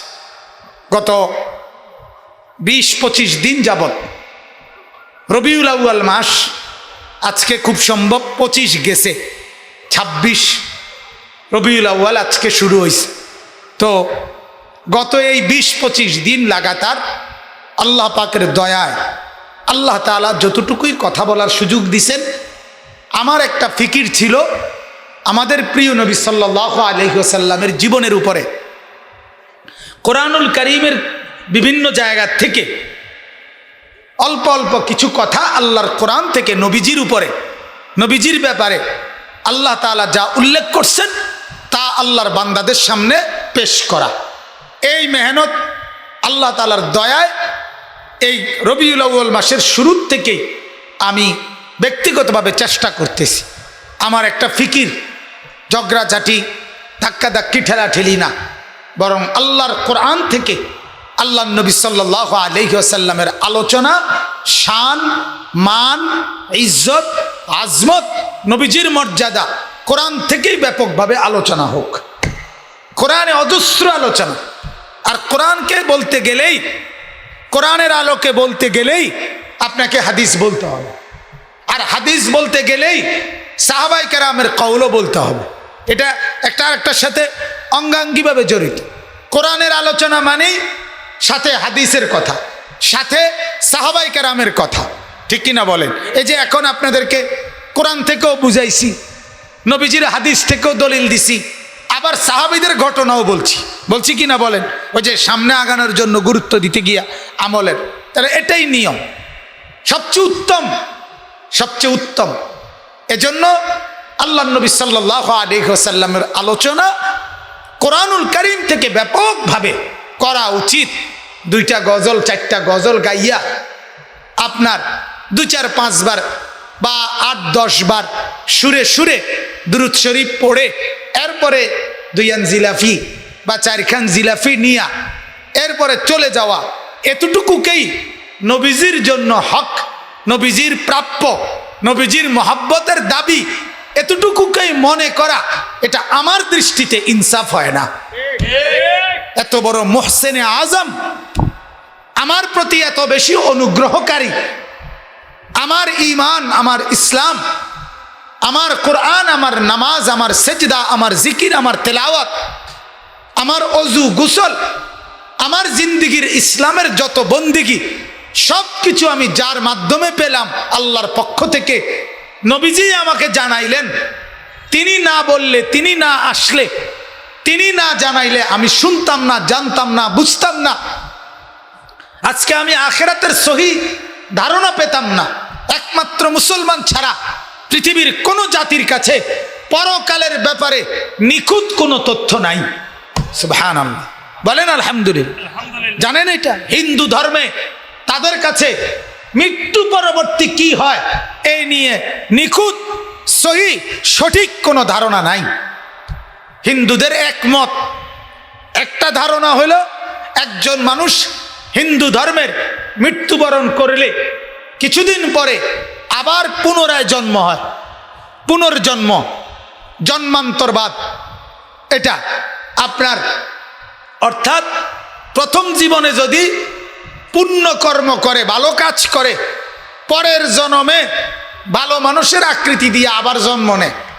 আর যদি প্রথম জীবনে চুরি বাট্টারি করে, পরের জীবনে ইন্দুর, বিড়াল, হ্যাঁ শুকর, কুকর বা এ জাতীয় জিনিস হইয়া পরে জন্ম নেয়, পিঁপড়া, মশা, মাছি, এগুলো। হ্যাঁ মিয়া, এটা এদের বিশ্বাস। জন্মান্তর, পুনর্জন্ম, আবার হয় মানুষ। এইভাবে বলে ঘুরতে থাকে, অয়ার মরে, অয়ার মরে, সংবং নারী একটা কন আর কথা বুঝছেন কিনা? এই হলো। তাইলে আখিরাতের পরকাল নিয়ে সঠিক কোনো ধারণা তাদের কাছে নাই। ইহুদি যারা, ইহুদি তাদের কাছে নাই। ইহুদিদের কথা হলো মৃত্যুর পরে আমরা হাসরের ময়দানে সর্বোচ্চ যদি আমাদের কারো শাস্তি হয় তাহলে 40 দিন হবে। 40 দিনের বেশি কোনো ইহুদির শাস্তি হবে না, এরপরে জান্নাত। বাহ, হাতের মামুর বাড়ি, কথা বুঝছেন না? এই হলো হাল। লান তামাসসানান নারু ইল্লা আইয়ামাম মাদুদা। আবার তাদের ইহুদি এবং খ্রিস্টানদের আকীদা যে জান্নাতে কেবল যাবে হয় ইহুদিরা অথবা খ্রিস্টানরা, আর কেউ জান্নাতে যাবে না। এটা হেরার গদ্দুয়ার, কথা বুঝছেন? হ্যাঁ, কোরআনের আয়াত। আল্লাহ তাআলা বলেন, ওয়াকালু লান নাদখুলাল জান্নাতা ইল্লা মান কানা হুদান আও নাসারা। আল্লাহ বলে, ইহুদিরা বলে, খ্রিস্টানরা বলে জান্নাতে কেউ যাবে না, যাবে শুধু ইহুদি এবং খ্রিস্টান। নাউজুবিল্লাহ। আমরা সব মায়ের, মানে আমরা বাদ গেছি, তাই নেরা ব্যস্ত যাইব, বুঝছেন কথাটা? তানেরা সারা পৃথিবী সমস্ত ইহুদি খ্রিস্টান সবাই মিলে গোটা ইউরোপে তাদের নারীদেরকে সম্পূর্ণ উলঙ্গ, অর্ধ উলঙ্গ করে রাস্তায় ছেড়ে দিছে। এর বিনিময়ে ওনারা বেহেশতে যাইব, আর রঙের আলাপের জায়গা নাই, পাগলামির আর জায়গা নাই। পৃথিবীতে অশ্লীলতার বেহায়াপনার তুফান ছুটায় দিছে। নাউজুবিল্লাহ, নাউজুবিল্লাহ। সেখান থেকে দেখে দেখে আমার দেশের বর্তমান আধুনিক মনা মেয়েরা নারী স্বাধীনতার স্লোগান দিয়ে নিজেদের পোশাক নিয়ে কথা বলে। বাংলাদেশের মাটিতে দাঁড়াইয়া বলে যে একটা মেয়ে সে এতটুকু পোশাক পরুক, আর এতটুকু পড়ুক, এতে অন্যের অসুবিধা কি? আস্তাগফিরুল্লাহ। বাংলাদেশের মেয়ে বলছে, কি পরিমাণ নির্লজ্জ হইলে, কি পরিমাণ বেহায়া হইলে একজন মেয়ে এটা বলতে পারে। সরাসরি বলছে মিডিয়ার সামনে যে একজন মেয়ে এতটুকু কাপড় পরুক আর এতটুকু পরুক, অসুবিধা কি? আস্তাগফিরুল্লাহ। আল্লাহ তাআলা আমাদের মা আমাদের বোনদেরকে হেদায়েত দান করেন। আল্লাহ তাআলা আমাদের মা আর বোনদেরকে আখিরাতের ফিকির দান করেন। আহা, কোন জাতির বোনেরা, কোন জাতির মেয়েরা এরা যদি নষ্ট হয়ে যায়, এরা যদি বেপর্দা হয়ে যায়, এরা যদি বেহায়া হয়ে যায়, তো পুরা সমাজটা লন্ডভন্ড হয়ে যায়। সব শেষ, সব শেষ, সব শেষ। একটা নারী নষ্ট হওয়া, একটা নারী বেপর্দা হওয়া, একটা নারী বেহায়া হওয়া মানে হাজারো যুবকের চরিত্র শেষ, হাজারো ছেলের জীবন শেষ, হাজারো ছেলের জীবন শেষ। অতএব এটাই বলতে চাচ্ছিলাম আমি, পরকালের ব্যাপারে, আখিরাতের ব্যাপারে এর চাইতে উত্তম ধারণা কবর, হাসর, মিজান, ফুলসিরাত, জান্নাত, জাহান্নাম, আমলনামা, নেয়ামত, শান্তি, জাহান্নামের শাস্তি, এগুলো সম্পর্কে বিস্তারিত বর্ণনা, স্পষ্ট ধারণা আমাদের নবীর চাইতে উত্তম আর কেউ দেয় নাই। তাইলে এত কিছু যাকে নিয়ে পেলাম, এত কিছু সেই নবী সাল্লাল্লাহু আলাইহি ওয়াসাল্লামের জন্য শুধু কেবল আপনি 2-4-5 বার সুরে সুরে দুরূদ শরীফ পড়বেন, আর এটাই নবীর হক, এটাই নবীজি সাল্লাল্লাহু আলাইহি সাল্লামের জন্য মূল পাওয়া, এটাই নবীজির জন্য হাদিয়া। এটা কেমন হইতে পারে?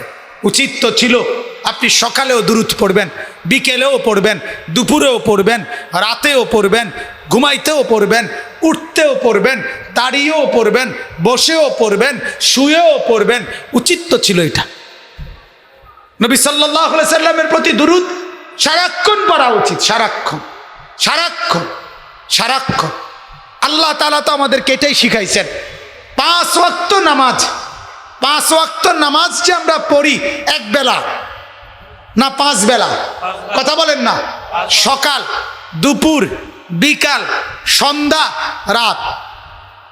বেলার নামও তো আমরা কই এই 5টায়, সকাল, দুপুর, বিকাল, সন্ধ্যা, রাত। তো আল্লাহ তাআলাই তো শিখাইছেন আমার বন্ধুর দুরূদ সকালেও, দুপুরেও, বিকালেও, সন্ধ্যায়ও, রাতেও, ফজরেও, জোহরেও, আসরেও, এশাতেও, মাগরিবেও, প্রত্যেকটা ফরজেও, সুন্নতেও, নফলেও দুরূদ পড়তে বলছে কিনা বলেন?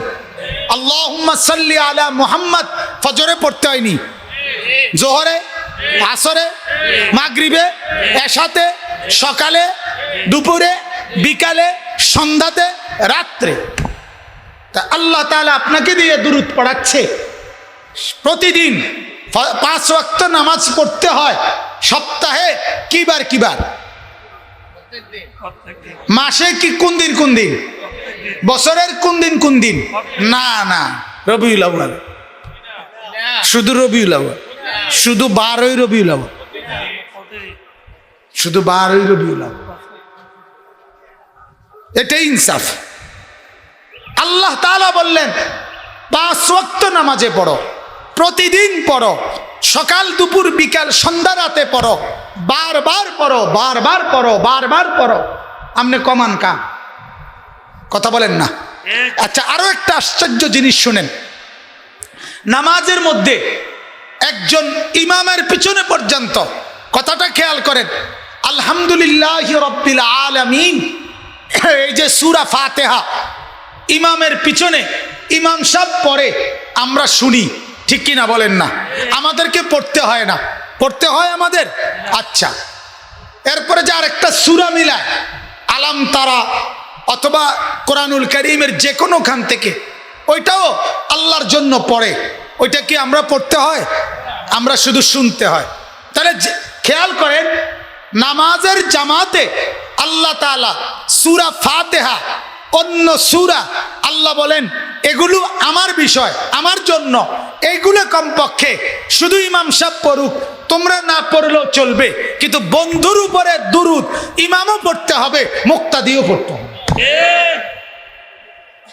কথা বলে আল্লাহুম্মা সাল্লি আলা মুহাম্মদ। এই যে বসে যে দুরূদ শরীফ পড়ি আমরা নামাজের মধ্যে, এটা শুধু ইমাম সাহেব পড়লে চলে? মুক্তাদি পড়তে হয় কিনা?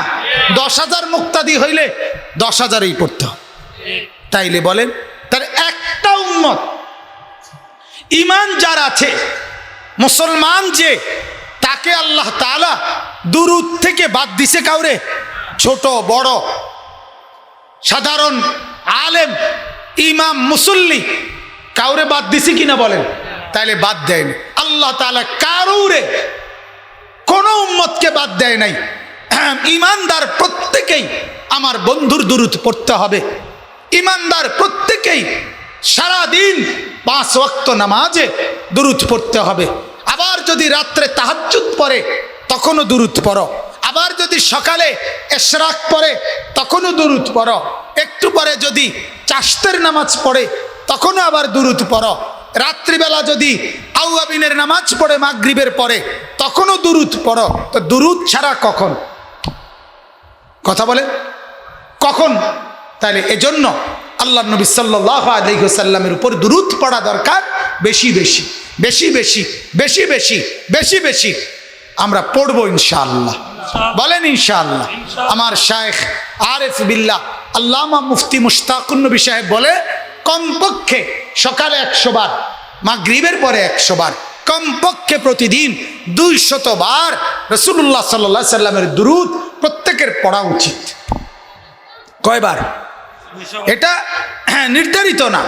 এর থেকে কম পড়লেও গুনাহ হবে না, এর থেকে বেশি পড়লেও কি হবে না? গুনাহ হবে। পড়লেই নেকি, পড়লেই নেকি, পড়লেই নেকি। একবার পড়লে আল্লাহ নবী সাল্লাল্লাহু আলাইহি সাল্লাম বলেন, সাথে সাথে আল্লাহ তাআলা তার উপরে 10টা রহমত নাজিল করবেন, 10টা নেকি দান করবেন, 10টা গুনাহ মাফ করবেন, এবং আল্লাহর কাছে তার মর্যাদা 10 গুণ বাড়িয়ে দেবেন।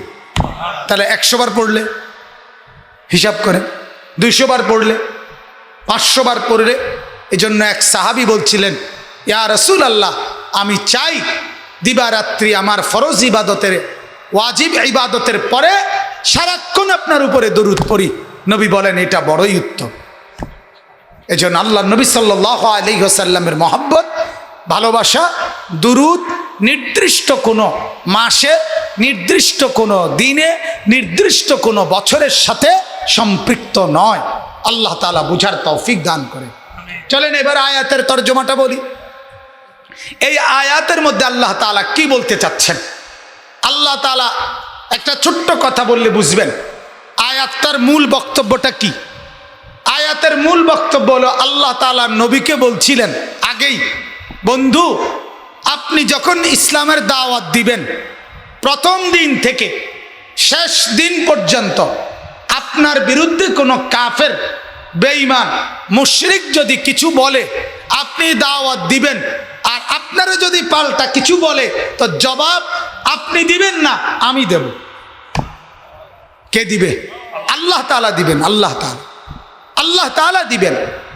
তো এইটারই আল্লাহ তাআলা একটা নমুনা এই সূরাটার শুরুতে আল্লাহ তাআলা পেশ করছে। আগে আছে আরো, যেমন যেদিন প্রথম আল্লাহর নবী সবাইকে খোলামেলা মক্কার কুরাইশদেরকে দাওয়াত দিছেন কালেমার, সেদিন আবু লাহাব বলছিল, মুহাম্মদ তাব্বান লাক আলিহাযা জামাআতানা, তুমি ধ্বংস হও মুহাম্মদ, এজন্য বুঝি আমাদেরকে ডাকছো, এর লেগে। তো আল্লাহ পাক সাথে সাথে বললেন, বন্ধু আপনি জবাব দিবেন না, আমি জবাব দিচ্ছি, আমি দিচ্ছি, আমি দিচ্ছি। তো আল্লাহ তাআলা জবাব দিছেন, তাব্বাত ইয়াদা আবি লাহাব ওয়া তাব্বা। আল্লাহ তাআলা বলেন, আবু লাহাব, তোর 2 হাত, যে 2 হাত তুই উঁচা করেছিস আমার নবীর বিরুদ্ধে, সেই 2 হাত আমি আল্লাহ ধ্বংস করে দেব, আর তোর পুরা বডি পুরাটাই ধ্বংস করে দেব। এই জবাব দিছে কে? আল্লাহ। নবীজিকে বলতে বলেন। আরেকটা আছে, আমাদের নবী সাল্লাল্লাহু আলাইহি সাল্লামের উপর একবার 15 দিন কোরআন নাজিল বন্ধ ছিল। তো মক্কার সব কাফেররা বলতে লাগছে যে মুহাম্মদের খোদা মুহাম্মদকে ছেড়ে দিছে, মুহাম্মদের খোদা আর এখন মুহাম্মদের সাথে সম্পর্ক নাই, নাউজুবিল্লাহ। সবাই যখন বলতে লাগছে, তো আল্লাহ তাআলা বলছে, বন্ধু আপনি জবাব দিয়েন না, আমি জবাব দিচ্ছি। তো আল্লাহ তাআলা 15 দিন পরে কোরআনের আয়াত নাজিল করে জানালেন, ওয়াদ-দুহা ওয়াল-লাইলি ইযা সাজা মা ওয়াদ্দাআকা রাব্বুকা ওয়া মা ক্বালা।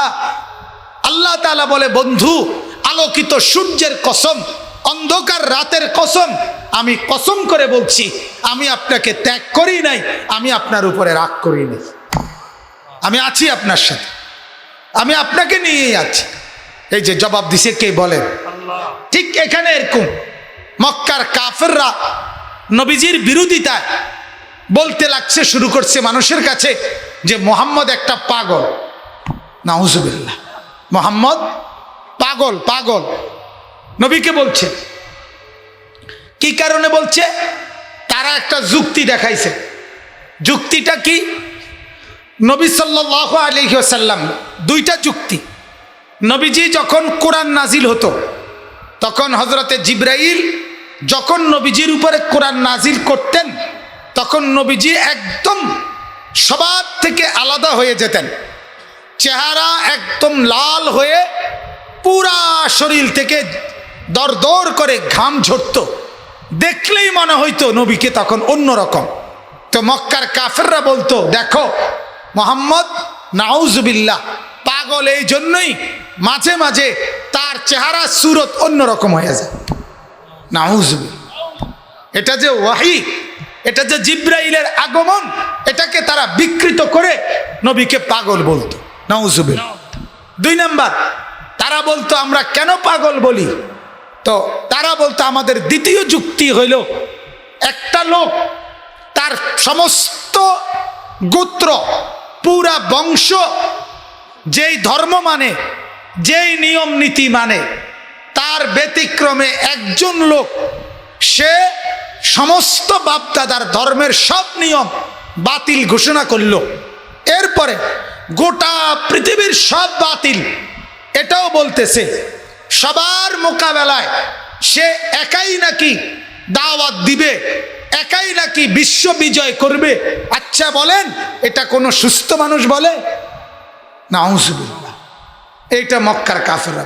অর্থাৎ নবীজি সাল্লাল্লাহু আলাইহি সাল্লাম যখন ইসলামের দাওয়াত শুরু করছেন তখন নবীজির সাথে প্রথম লোক ছিল হাজার হাজার, কথা বলেন না, না লোক ছিল একাই। তিনি যেদিন তিনি একা শুরু করছেন সেদিন কেউ ছিল না, একাই একাই তিনি। তো এই একাই কিভাবে সম্ভব? মক্কার কাফেররা বুঝতেছিল না যে আপনি কিভাবে করবা তুমি মুহাম্মদ, এজন্য তাকে পাগল বলতে লাগছে, নাউজুবিল্লাহ। এবার আল্লাহ তাআলা জবাব দিতেছে এই আয়াতে। আল্লাহ বলে, বন্ধু আপনাকে পাগল বলছে, আপনি জবাব দিয়েন না, আমি জবাব দিচ্ছি। আল্লাহ তাআলা বলেন, নুন ওয়াল কালামি ওয়া মা ইয়াসতুরুন, এটাও কসম। এই নুন একটা অক্ষর, আলিফ বা তা সার মধ্যে একটা অক্ষর আছে কিনা? নুন। কোরআনুল কারীমের মোট 29টা সূরার শুরুতে এরকম অক্ষর আছে। কোথাও 2 অক্ষর, কোথাও 3 অক্ষর, কোথাও 4 অক্ষর, কোথাও 5 অক্ষরও আছে, বুঝছেন? এ যেমন নুন, কফ, আবার 2 অক্ষর যেমন ইয়াসিন, এরপরে 3 অক্ষর যেমন আলিফ লাম মিম, এরপরে 4 অক্ষর হামিম, না না হ্যাঁ আলিফ লাম মিম সদ, এই 4 অক্ষর।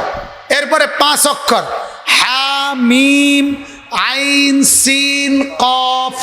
এইভাবে কোরআনের বিভিন্ন জায়গায় শুরু দিয়া 29টা সূরার শুরুতে অক্ষর আছে।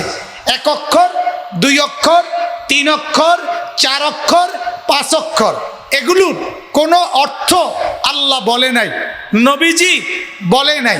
সাহাবীদের সামনে শুধু চ্যালেঞ্জ করছে আল্লাহ মক্কার কাফেরদের কাছে যে তোমরা তো বুদ্ধিমান, তোমরা তো চালাক, তোমরা তো কথায় কথায় বলো যে আমার বন্ধু মুহাম্মদ কোরআন নিজে বানাইছে, নিজে নিজে লেখছে, তাইলে এই অক্ষরগুলোর অর্থ কি তোমরা বলো। 1450 বছরের ভিতরে আজকের দিন পর্যন্ত কোনো বেঈমান বলতে পারে নাই এগুলোর অর্থ কি। সুবহানাল্লাহ, এতে প্রমাণিত কোরআন আল্লাহর পক্ষ থেকে। এরপরে আল্লাহ বলেন ওয়াল কালাম, আমি আল্লাহ কসম করছি কলমের। কিসের বলেন না, কিসের? কলমের কসম। এই যে কলম, এখানে আল্লাহ তাআলা কলম বলতে কি বুঝাইছেন আমি বলতেছি। এরপর আল্লাহ বলেন ওয়ামা ইয়াসতুরুন, এবং আমি আল্লাহ তাআলা কসম করতেছি এই কলম দিয়ে যা কিছু লিখছে, লেখা হইতেছে, সমস্ত লেখার লেখনি যা লিখছে কলম দিয়ে, সব লেখার কসম। কলমেরও কসম, কলম দিয়ে যা কিছু লেখা হলো সেই সমস্ত লেখা, সেই সমস্ত কথাগুলো, সেগুলোরও কসম। কসম করে আল্লাহ বলেন মা আনতা বিনিআমাতি রাব্বিকা বিমাজনুন। বন্ধু, কসম করে বলছি আমি আল্লাহর নিয়ামত পেয়ে আপনি নিয়ামতে ধন্য, আপনি পাগল নন। বিমাজনুন, আপনি পাগল না, বরং আপনি আমার নিয়ামতে নিয়ামতে ধন্য, আপনি আমার নিয়ামতে পূর্ণ। আমি আল্লাহ সবচেয়ে বেশি নিয়ামত আপনাকে দিয়েছি। ওয়ালাল আখিরাতু খায়রুল লাকা মিনাল উলা, দুনিয়াতেও দিছি, আখিরাতে আরো দেব। আল্লাহ বলেন ওয়ালা সাউফা ইউতিকা রাব্বুকা ফাতারদা, আপনাকে আমি এই পর্যন্ত দেব যেই পর্যন্ত দিলে আপনি নিজেই খুশি হয়ে যাবেন, এত বেশি। ইন্না আতাইনা কাল কাউসার, আপনাকে আমি দিয়েছি অনেক কল্যাণ, এমনকি হাউজে কাউসার। আল্লাহ বলেন এভাবে অনেক দিছি, আপনি আমার নিয়ামত প্রাপ্ত, আপনি পাগল হবেন কেন? নাউযুবিল্লাহ। ওয়া ইন্না লাকা লা আজরান গায়রা মামনুন, আল্লাহ তাআলা বলেন এই যে মেহনত, এই যে কষ্ট, দিবারাত্রি চেষ্টা, ওয়াজ, নসিহত, দাওয়াত, তাবলীগ, তাজকিয়া, তালিম, যুদ্ধ, জিহাদ, জুলুম অত্যাচার সহ্য করা, কাফেরদের নির্যাতন সহ্য করা, এই যা কিছু আপনি করছেন এর বিনিময়ে আমি আল্লাহ হিসাব ছাড়া আপনাকে বিনিময় দান করব। আপনি দেখবেন, আল্লাহ তাআলা বলছেন। এরপর আল্লাহ তাআলা বলেন ওয়া ইন্নাকা লাআলা খুলুকিন আযীম, আপনার কোনো দোষ নাই, আপনার কোনো ত্রুটি নাই, আপনার কোনো পাপ নাই, আপনার কোনো কলঙ্ক নাই, আপনার কোনো কিছু নাই, বরং আপনি হচ্ছেন আপাদ মস্তক, মাথার চুল থেকে পায়ের নখ পর্যন্ত পুরা 63 বছরে সর্বশ্রেষ্ঠ, সর্ব উন্নত চরিত্রের অধিকারী আপনি বন্ধু। যেই কোনো দৃষ্টিতে, কথা, বার্তা, আচরণ, উচ্চারণ, আবেগ, অনুভূতি, হাঁটা, চলা, খাওয়া, ঘুমানো, আহার, নিদ্রা, হাসি, কান্না, আনন্দ, বেদনা, বা ঘর, বাহির, বাজার, সমাজ, এলাকা, পরিবার, সর্বক্ষেত্রে, সর্ব জায়গায় আপনার চলা, আপনার হাঁটা, আপনার উঠা, আপনার বসা, আপনার কথা, আপনার আচরণ, আপনার লেনদেন, আপনার উচ্চারণ, আপনার নড়াচড়া, আপনার হাসি, আপনার কান্না, আল্লাহ বলে সব কিছু সর্বশ্রেষ্ঠ, সবচেয়ে উন্নত।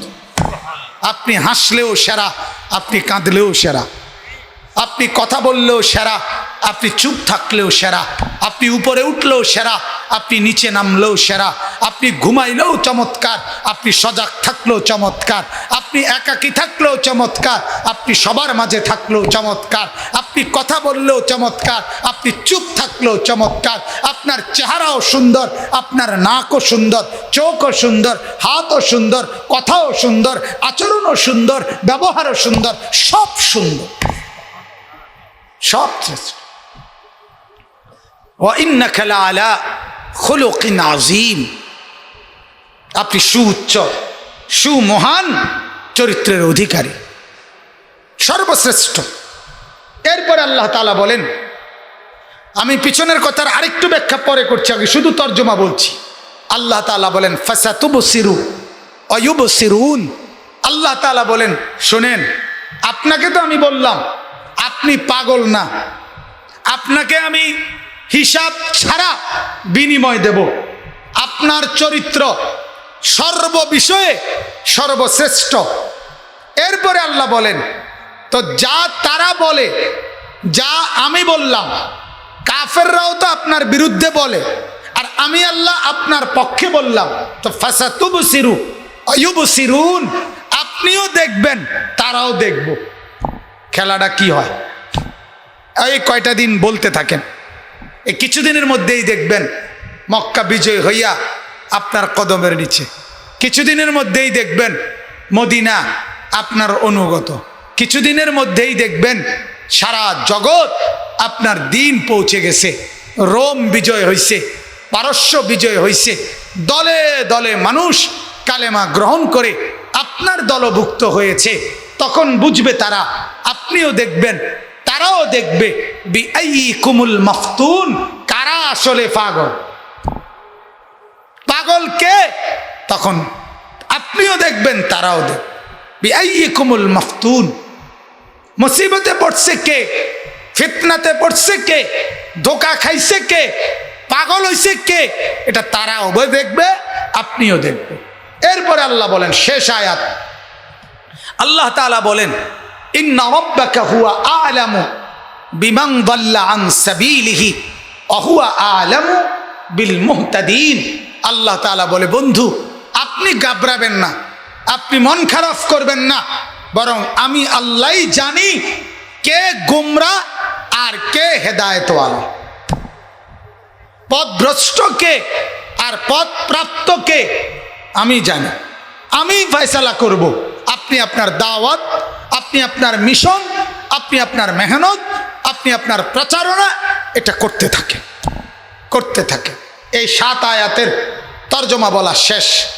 এবার আমার শেষ কথা হইল আপনাদের কাছে, সেটা হলো আল্লাহ তাআলা বলছেন, আমি আল্লাহ কসম করছি কলমের। কিসের? কলমের। এবং কলম যা লিখে তা, দুইটা কসম। কলম বলতে কি? কলম বলতে প্রথম তাফসির হলো প্রসিদ্ধ তাফসির, তাফসিরের মধ্যে লিখছে, বিভিন্ন সাহাবী বর্ণনা করছে। কলম বলতে আল্লাহ তাআলা এখানে বুঝাইছেন, এই কুল কায়নাত সৃষ্টি করার পূর্বে আল্লাহ তাআলা একটা কুদরতি কলম বানাইছিলেন। ওই কলমকে আল্লাহ তাআলা বলছেন উক্তুব, লেখো। কলম বললেন কি লিখব? তো আল্লাহর কুদরতে কলম বলছে। তো আল্লাহ তাআলা বলছে, আমি আল্লাহ আমাকে বাদ দিয়ে যত মাখলুক, যত সৃষ্টি, মানুষ বলো, জিন বলো, জন্তু বলো, জানোয়ার বলো, আসমান বলো, জমিন বলো, ফেরেশতা বলো, আর যাই বলো, আমি আল্লাহ যা কিছু বানাবো কিয়ামত পর্যন্ত সব কিছুর তাকদীর তুমি কলম লেখো। লেখো সব কিছু। কলম শুধু লিখছে তো লিখছে, লিখছে তো লিখছে, লিখছে তো লিখছে। লিখতে লিখতে আসমান, জমিন, চন্দ্র, সূর্য, গ্রহ, নক্ষত্র, মানুষ, জিন, নবী, সাধারণ মানুষ, ফেরেশতা, পশু পাখি, কীট পতঙ্গ, জন্তু জানোয়ার, মাটি, স্রোত, যা কিছু, সোজা কথা সব কিছু আল্লাহকে বাদ দিয়ে কোনটা, কতক্ষণ, কিভাবে, কি করবে, কি করছে, সব কিছুর তাকদীর আল্লাহ তাআলা ওই কলমকে দিয়ে লেখায়া দিয়েছে। এটারই আমরা তাকদীর বলি। আমরা যে বলি তকদির, ওয়াল কদরি খাইরিহি ওয়া শাররিহি মিনাল্লাহি তাআলা, এটাই আল্লাহ তাআলা।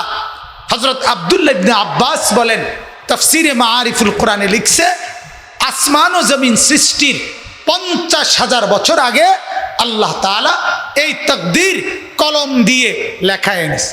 এজন্য এই যে আপনি হাসি দিলেন, আপনি মৃত্যু পর্যন্ত মোট কতটা হাসবেন এটা তাকদীরে লেখা আছে। আপনার চোখ থেকে কত ফোঁটা পানি পড়বে তাকদিরে লেখা আছে। আপনার মুখে লোকমা উঠবে কয়বার তাকদিরে লেখা আছে। আপনি কদম ফেলে হাঁটবেন কয়বার, বসবেন কয়বার, ঘুমাবেন কয়বার, সব কিছু স্রোত, নদীতে স্রোত বইবে কয়বার, সূর্য উঠবে কয়বার, ডুববে কয়বার, মানে কুল কায়নাতের, শুধু মানুষ না সব কিছুর তাকদীর আল্লাহ তাআলা লিখে রাখছে। তাহলে এই যে তাকদীর লিখছে, এখন বলেন তো এই সব কিছুর মাখলুকাতের তাকদীর যে লিখছে, এই লেখাগুলো কমপক্ষে 2 পৃষ্ঠা। কথা কর না, অনেক কিনা? কথা বলেন না, অনেক কিনা? তো আল্লাহ তাআলা বলেন, বন্ধু এই যতগুলো তাকদীর লিখছি সমস্ত লেখা সবটার কসম আপনি পাগল না। আমি কলমেরও কসম করলাম। আল্লাহ শুকর, আমার ওয়াজ শেষ। তো বলেন যে হুজুর বলেন যে মা যদি মেয়েকে ডাক দেয় দূর থেকে জবাব দেয় জি মা, বস যদি ডাক দেয় তো কর্মচারী দূর থেকে আওয়াজ দেয় জি স্যার। তো বলে আল্লাহ তাআলা যখন বলেন ইয়া আইয়ুহাল্লাযীনা আমানু, তো উচিত তো ছিল আমাকেও বলা জি আল্লাহ। কি বলা উচিত ছিল বলেন? যেন কান খাড়া করে দেওয়া, দিল ওইদিকে পুরো তাওয়াজ্জু হয়ে যাওয়া যে এই মুহূর্তে নিশ্চয়ই আমার রব আমাকে কিছু বলবেন। ইয়া আইয়ুহাল্লাযীনা আমানু, বলেন ইয়া আইয়ুহাল্লাযীনা আমানু, ইয়া আইয়ুহাল্লাযীনা আমানু। হ্যাঁ, আল্লাযীনা আমানুর মধ্যে যদি আমার নামটা ঢুকে যায় তো আমি নিশ্চিত জান্নাতি হয়ে গেলাম। ইয়া আইয়ুহাল্লাযীনা আমানু, এই খেতাবের মধ্যে যদি আমি ঢুকে যাই আমি নিশ্চিত জাহান্নাম থেকে বেঁচে নিশ্চিত জান্নাতি হয়ে গেলাম। ইয়া আইয়ুহাল্লাযীনা আমানু, বলেন ইয়া আইয়ুহাল্লাযীনা আমানু। আল্লাহ এর মধ্যে আমার নামটা রেখে দেন। এই জন্য মাঝে মাঝে ইমানকে নবায়ন করা, জাদ্দিদু ঈমানাকুম, ইমানকে নবায়ন করো। ক্বালু কাইফা নুজাদ্দিদু ঈমানানা ইয়া রাসূলুল্লাহ, আমরা আমাদের ইমানকে কিভাবে নবায়ন করব? ক্বালা ফাকসিরু বিকওলি লা ইলাহা ইল্লাল্লাহ, লা ইলাহা ইল্লাল্লাহ, লা ইলাহা ইল্লাল্লাহ, লা ইলাহা ইল্লাল্লাহ, লা ইলাহা ইল্লাল্লাহ মুহাম্মাদুর রাসূলুল্লাহ।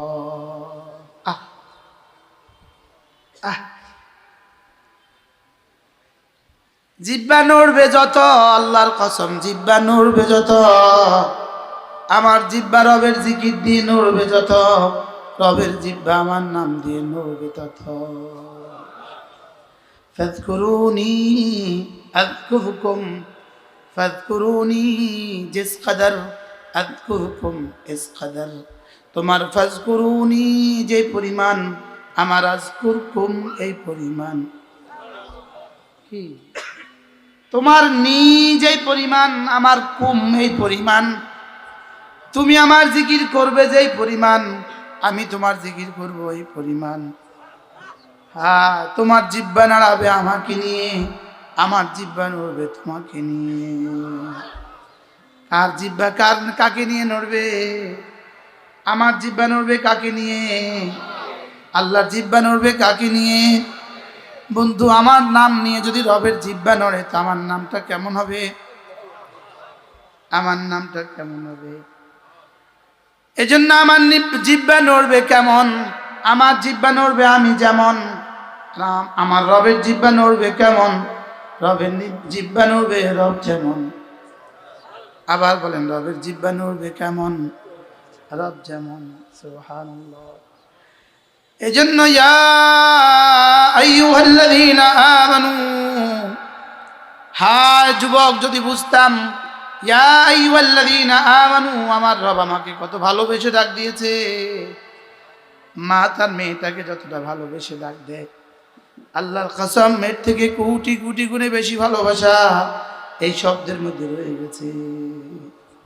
ইয়া আইয়ুহাল্লাযীনা আমানু, হে ঈমানওয়ালারা, উযকুরুল্লাহ যিকরান কাসীরা, তুমি না আমার জিকির বেশি বেশি করে করবা। আবার বলেন, কি বলছে বলেন? আমার জিকির বেশি বেশি করে করবা। আবার বলেন, আবার বলেন, আমার জিকির তুমি বেশি বেশি করে করবা। আমি যেন বললাম রব্বুল আলামিন আপনার জিকির আমি করব, তো কেমনে করব? এবার রব বলেন, লাকাদ কানা লাকুম ফি রাসূলিল্লাহি উসওয়াতুন হাসানাহ লিমান কানা ইয়ারজুল্লাহ ওয়াল ইয়াউমাল আখির ওয়া যাকারাল্লাহ কাসীরা। আমি তোমাকে জিকির বেশি করতে বলেছি, কেমনে করবা? দেখো আমার রাসূল কেমনে করছে, এমনি করবা। ওয়া যাকারাল্লাহ কাসীরা ওয়া যাকারাল্লাহ কাসীরা। লাকাদ কানা লাকুম ফি রাসূলিল্লাহি উসওয়াতুন হাসানাহ লিমান কানা ইয়ারজুল্লাহ ওয়াল ইয়াউমাল আখির ওয়া যাকারাল্লাহ কাসীরা। ইয়া আল্লাহ, আমি জিকির কেমনে করব? আপনার জিকির আপনি বেশি করতে বলেছেন, কেমনে করব? রব যেন বলেন, দেখো দেখো আমার রাসূল কেমনে করে। ওয়া যাকারাল্লাহ লিমান কানা ইয়ারজুল্লাহ ওয়াল ইয়াউমাল আখির ওয়া যাকারাল্লাহ কাসীরা। যে আমাকে চাও, যে আখিরাতকে চাও, আর যে বেশি বেশি জিকির করতে চাও, আমার রাসূলকে দেখো। সুবহানাল্লাহ। কি কাকে দেখো? আমার রাসূলকে দেখো। আমরা তো মনে করছি সাল্লু কামা রাআইতুমুনি উসাল্লি, সাল্লু কামা রাআইতুমুনি উসাল্লি। রাসূল বলেছেন আমি নামাজ পড়ি যেভাবে, এভাবে পড়াও। রাসূল যেভাবে নামাজ পড়ছেন এভাবে নামাজ পড়া যতটা জরুরি, রাসূল যেভাবে জিকির করেছেন এভাবে জিকির জরুরি। রাসূল নামাজ পড়েছেন, নামাজের জন্য যদি রাসূল নমুনা হন, নামাজের জন্য রাসূল নিশ্চিত নমুনা, রোজার জন্য রাসূল নিশ্চিত নমুনা, জিহাদের জন্য রাসূল নিশ্চিত নমুনা, আল্লাহর কসম ওয়াজের জন্য রাসূল নিশ্চিত নমুনা, ওয়াজের জন্য রাসূল নিশ্চিত নমুনা। বলেন ওয়াজের জন্য রাসূল কি? ওয়াজের জন্য রাসূল নিশ্চিত নমুনা। জিকিরের জন্য রাসূল কি? আবার বলেন জিকিরের জন্য রাসূল কি?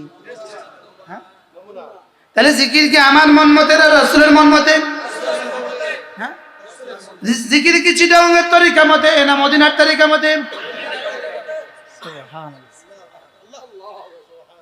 জিকির সুদূরনপুরের তরিকা মতে না মদিনার তরিকা মতে? জিকিরের জন্য তরিকা একটা, মুহাম্মাদুর রাসূলুল্লাহ। কি আম্মা আয়েশা রাসূলকে জিজ্ঞেস করলেন, ইয়া রাসূলুল্লাহ মালি মালি, আমার কি হলো? আমি যখনই আপনার দিকে তাকাই তখনই দেখি ঠোঁট নড়ে। মালি উরিকা তাতাহাররাকু শাফাতাইকা ইয়া রাসূলুল্লাহ। কি মালি উরিকা তাতাহাররাকু শাফাতাইকা ইয়া রাসূলুল্লাহ, আমার কি হলো? আমি যখনই আপনার চেহারার দিকে তাকাই তখনই দেখি ঠোঁট নড়ে। তাইলে বোঝা গেছে রাসূলের ঠোঁট নড়তো না ঘাড় নড়তো, বডি নড়তো না ঠোঁট নড়তো। আবার আরো জোরে বলেন, বডি নড়তো না ঠোঁট নড়তো। তাহলে জিকির হবে তিন অঙ্গ দিয়ে, দিল দিয়ে, জবান দিয়ে, কান দিয়ে। দিল দিয়ে, জবান দিয়ে, কান দিয়ে। দিল দিয়ে, জবান দিয়ে, কান দিয়ে। বলেন কি কি দিয়ে? ওহো, মজার বিষয় হলো জিকির দিল থেকে উঠবে, জবান হয়ে কান পর্যন্ত যাবে। দিল থেকে উঠে জবান হয়ে কান পর্যন্ত। কার কান পর্যন্ত? জোরে বলেন, কার কান পর্যন্ত? আবার বলেন। আপনি রুকুতে তাসবিহ কেমনে পড়েন? সিজদায় তাসবিহ কেমনে পড়েন? সূরা ফাতিহা, খুফিয়া নামাজে সূরা ফাতিহা কেমনে পড়েন? সুবহানাল্লাহ। বান্দার সবচেয়ে দামি দামি হালত কোনটা? হালতে সিজদা। সবচেয়ে দামি হালত কোনটা? আবার বলেন, সবচেয়ে দামি হালত কোনটা? সেজদার তাসবিহ আসতে কেন হলো?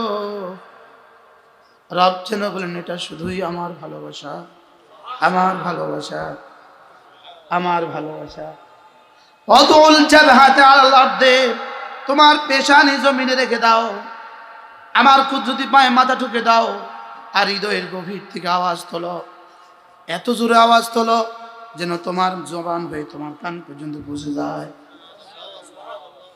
হ্যাঁ, ইন্নাকুম লা তাদউনাল আসাম্মা ওয়ালাল আবকাম, আমি তো বধিরকে ডাকছি না, আমি তো বয়রাকে ডাকছি না, আমি তো বধিরকে ডাকছি না, বয়রাকে ডাকছি না, আমি যাকে ডাকছি ওহু আকরাবু ইলাইকুম মিন হাবলিল ওয়ারিদ, আমি যাকে ডাকছি তিনি তো আমার শাহরগেরও কাছে, আমি যাকে ডাকছি তিনি আমার কি শাহরগেরও কাছে, আমি যাকে ডাকি তিনি সামি, তিনি বাসীর। আমার জিহ্বা নড়তে দেরি, আমার জিহ্বা নড়তে দেরি আর শাহিম ছুঁইতে দেরি করে না, আমার জিহ্বা নড়তে দেরি আর শাহিম ছুঁইতে দেরি করে না। ওয়াইলাইহি ইয়ারফাউল ওয়াইলাইহি ইয়াসআদুল কালিমুত তাইয়্যিব ওয়াল আমালুস সালিহু ইয়ারফাউ। এটা বললে কোন তরিকার খেলাফ বললাম? আল্লাহর কসম, আল্লাহর কসম, আল্লাহর কসম, কোন তরিকার খেলাফের জন্য বলি নাই, বলেছি শুধু রব যা চেয়েছেন তা, রাসূল যা চেয়েছেন তা। জিকির হবে নবীজির মতো, জিকির হবে হযরত সিদ্দিক আকবরের মতো, জিকির হবে সাহাবাদের মতো। হযরত আয়েশা জিজ্ঞেস করলেন মালি উরিকা তাতাহাররাকু শাফাতাইকা ইয়া রাসূলুল্লাহ, ওগো আল্লাহর নবী আমার কি হলো, আমি যখনই আপনার দিকে তাকাই তখনই দেখি ঠোঁট নড়ে। গর্দান নড়ছে না ঠোঁট নড়ছে? আবার বলেন গর্দান নড়ছে না ঠোঁট নড়ছে? আবার বলেন জোরসে বলেন। মাথা নড়ছে না ঠোঁট নড়ছে? আবার কি দিয়ে ঠোঁট নড়ছে? আয়েশা বলেন আমি তো বলতেই পারলাম না কি দিয়ে ঠোঁট নড়ে। মালি উরিক, আমার কি হলো আমি দেখছি আপনার ঠোঁট নড়ে, এটা তো বলেননি, আমি শুনছি আপনি কি বলেন এটা বলেননি, আমি দেখছি আপনার ঠোঁট নড়ে, শুইতে গেলে ঠোঁট নড়ে, খাইতে গেলে ঠোঁট নড়ে, বসতে বসতে ঠোঁট নড়ে, বিছানায় গেলে ঠোঁট নড়ে। সুবহানাল্লাহ বলেন। কি নড়ে?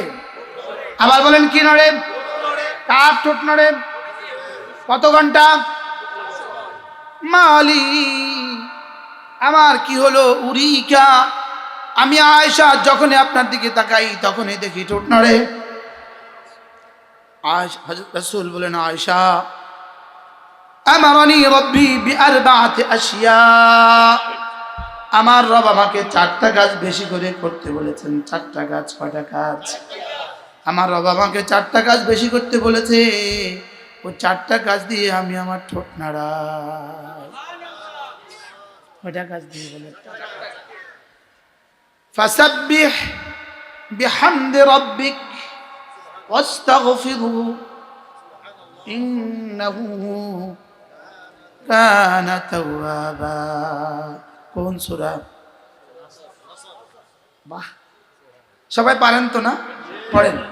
ফাসাব্বিহ বিহামদি রাব্বিক ওয়াস্তাগফিরহু ইন্নাহু কানা তাওয়াবা। আল্লাহ তাআলা বলেন হাবিব আপনি তাসবিহ পড়ুন হামদের সাথে, তাসবিহ পড়ুন হামদের সাথে। বলেন তাসবিহ পড়ুন হামদের সাথে। ফাসাব্বিহ বিহামদি রাব্বিক অর্থ কি বলেন? আপনি তাসবিহ পড়ুন হামদের সাথে। ফাসাব্বিহ বিহামদি রাব্বিক, সাব্বিহ মানে আপনি বলুন সুবহানাল্লাহ, বিহামদি রাব্বিক এবার বলুন বিহামদিক, সুবহানাল্লাহি ওয়া বিহামদিহি, সুবহানাল্লাহি ওয়া বিহামদিহি। পড়েন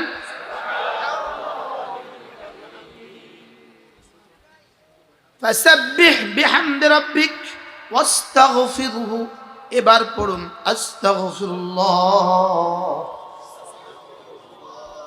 এবার কি? ফাসাব্বিহ বিহামদি রাব্বিকা ওয়াস্তাগফিরহু, ইন্নাহু কানা তাওয়াবা। এবার রাসূল বলেন, আমানানি রব্বি বিআরবাতি আশিয়া, আমার রব আমাকে 4টা জিনিস বেশি করতে বলেছে। তাসবিহ বেশি করতে বলেছে, তাহমিদ বেশি করতে বলেছে, ইস্তেগফার বেশি করে বলতে বলছে, আর তাওবা বেশি করে করতে বলছে। আয়েশা, এই 4টা দিয়ে আমি আমার ঠোঁট নাড়াই। কয়টা দিয়ে বলেন, কয়টা? তাহলে মুখস্থ করেন, সুবহানাল্লাহি ওয়া বিহামদিহি আস্তাগফিরুল্লাহ ওয়া আতুবু ইলাইহি, সুবহানাল্লাহি ওয়া বিহামদিহি আস্তাগফিরুল্লাহ ওয়া আতুবু ইলাইহি, সুবহানাল্লাহি ওয়া বিহামদিহি আস্তাগফিরুল্লাহ ওয়া আতুবু ইলাইহি। দোস্ত, তোমরা তো ভেবেছ হয়তো হুজুর কি ওয়াজ করে, এটা হালকা ফুলকা ওয়াজ। অনেকে ভাববেন হুজুর এটা কি ওয়াজ করে, হালকা ফুলকা ওয়াজ। এ বেটারে যখনই ওয়াজ করতে বলি তখনই সুবহানাল্লাহ, তখনই আলহামদুলিল্লাহ। আমি বলি বন্ধু, দোস্ত, আল্লাহর কসম, আল্লাহর কসম, আল্লাহর কসম, একবার সুবহানাল্লাহ ওয়া বিহামদিহি এই শব্দটা উম্মতকে শিখিয়ে দেওয়া। আমি মুশতাকুন নবী নয়, যদি জামানার আব্দুল কাদের জিলানী 70 বছর ওয়াজ করে এই পরিমাণ দাম হবে না। একবার তোমাদেরকে নিয়ে এটা শিখিয়ে দেওয়া যে পরিমাণ দামি। কি সুবহানাল্লাহি ওয়া বিহামদিহি আস্তাগফিরুল্লাহ ওয়া আতুবু ইলাইহি। তাহলে এই কালেমাটা দিয়ে রাসূলের ঠোঁট জীবনে কয়বার নড়ছে বলেন? এবার বলো বন্ধু, তোমার আর আমার জীবনে এই তাসবিহ দিয়ে জিহ্বাটা কয়বার নড়ছে জীবনে? হ্যাঁ, সুবহানাল্লাহি ওয়া বিহামদিহি সুবহানাল্লাহিল আযীম। হ্যাঁ, এটা বুখারী শরীফের শেষ হাদিস। শুধু ঘটা করে খতমে বুখারী করে দেওয়ার জন্য নাকি এটা আসলে পড়ার জন্য? হ্যাঁ, কালিমাতান খাফিফাতান আলাল লিসান, খাফিফাতান আলাল লিসান, জিহ্বায় বড় সহজ। জিহ্বায় কি? খাফিফাতান আলাল লিসান হাবিবাতান ইলার রহমান সাকিলাতান ফিল মিজান। জিহ্বায় সহজ, পাল্লায় ভারী, আল্লাহর কাছে খুব প্রিয়। জিহ্বায় সহজ, পাল্লায় ভারী, বলে না? বলতে শরম লাগে নেই?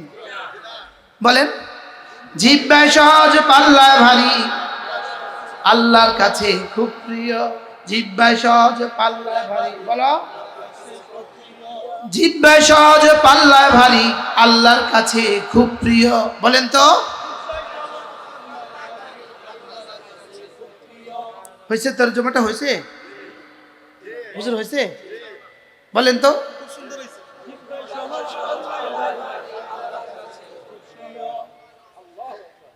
কালিমাতান খাফিফাতান আলাল লিসান, জিহ্বায় বড় সহজ, সাকিলাতান ফিল মিজান, পাল্লায় বড় ভারী, হাবিবাতান ইলার রহমান, রহমানের কাছে বড় প্রিয়। তাহলে আমরা এবার তরজমা বলবো, জিহ্বায় সহজ, পাল্লায় ভারী, আল্লাহর কাছে খুব প্রিয়। জিহ্বায় সহজ, পাল্লায় ভারী, আল্লাহর কাছে খুব প্রিয়। সুবহানাল্লাহি ওয়া বিহামদিহি সুবহানাল্লাহিল আযীম, বেশি বেশি পড়িও। কি? হ্যাঁ, বলেন তো। সবার মুখস্থ হয়েছে?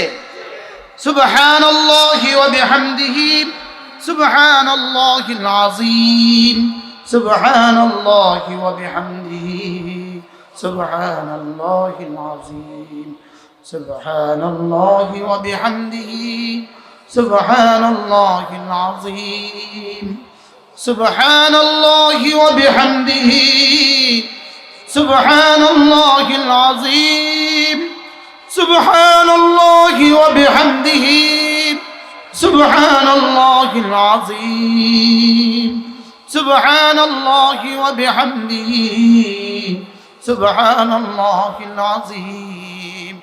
আমার মন বলে, আমার মনে হয় দক্ষিণা সমীরণ দক্ষিণে বাতাস জারি হয়ে গেলে যেমন গাছের পাতাগুলো ঝুলে, আমার মনে হয় আল্লাহর কসম আমি যখন এটা পড়ি জান্নাতের গাছের পাতাগুলো ঝুলে। আমার মনে হয় জান্নাতের হৌরগুলো নাচে। আমার মনে হয় জান্নাতের দুধের সাগর আর পানির সাগর আর মধুর নহরে জোয়ার উঠে। আমার মনে হয় জান্নাতের কোটি কোটি ফেরেশতা একসাথে নাচতে শুরু করে, কোটি কোটি ফেরেশতা একসাথে গাইতে শুরু করে। আমার তো মনে হয় কায়নাতের সমস্ত মাখলুকাত একসাথে গায়। লেকিন বন্ধু তোমারটা নড়ে না। তুমি মোবাইলে জিন্দেগি দিচ্ছ, ঠোঁটে লাগাও না, মোবাইলে জিন্দেগি দিচ্ছ। হ্যাঁ, মোবাইলের জন্য বন্ধু তোমাকে বানানো হয় নাই, মোবাইলের জন্য তোমাকে বানানো হয় নাই। মোবাইলকে তোমার জন্য বানানো হয়েছে। মোবাইলকে তোমার জন্য না তোমাকে মোবাইলের জন্য? বলেন না, মোবাইল আমার জন্য না আমি মোবাইলের জন্য? বুঝে নাই? তাহলে মোবাইল আমার উপকারার্থে না মোবাইল আমার ক্ষতির জন্য? মোবাইল আমার জন্য না আমি মোবাইলের জন্য? যতক্ষণ মোবাইল তোমার হবে ততক্ষণ উপকার হবে। যখন তুমি মোবাইলের হবা তখন তোমার উপকার না হয় তোমার ক্ষতি হবে। বুঝাতে পারলাম না? মোবাইল আমার জন্য না আমি মোবাইলের জন্য? তাহলে মোবাইল আমার জন্য কখন হবে? মোবাইল হবে লিনা আলাইয়া, লিনা আলাইয়া, লি। মোবাইল আমার হবে কখন? আমি ফোন করব, ফোন ধরবো, মোবাইল হবে আমার। আর মোবাইলের পেছনে জিন্দেগি দিলাম, এবার হবে মোবাইলের জন্য আমি। আচ্ছা, আমার জন্য গরু না গরুর জন্য আমি? ভাতের জন্য আমি না ভাত আমার জন্য ভাত? হ্যাঁ, ধরে বলে না। হ্যাঁ, আমার জন্য ভাত না ভাতের জন্য আমি? আচ্ছা, বাথরুমটা আমার জন্য না আমার জন্য বাথরুম? না বাথরুমের জন্য আমি? হ্যাঁ,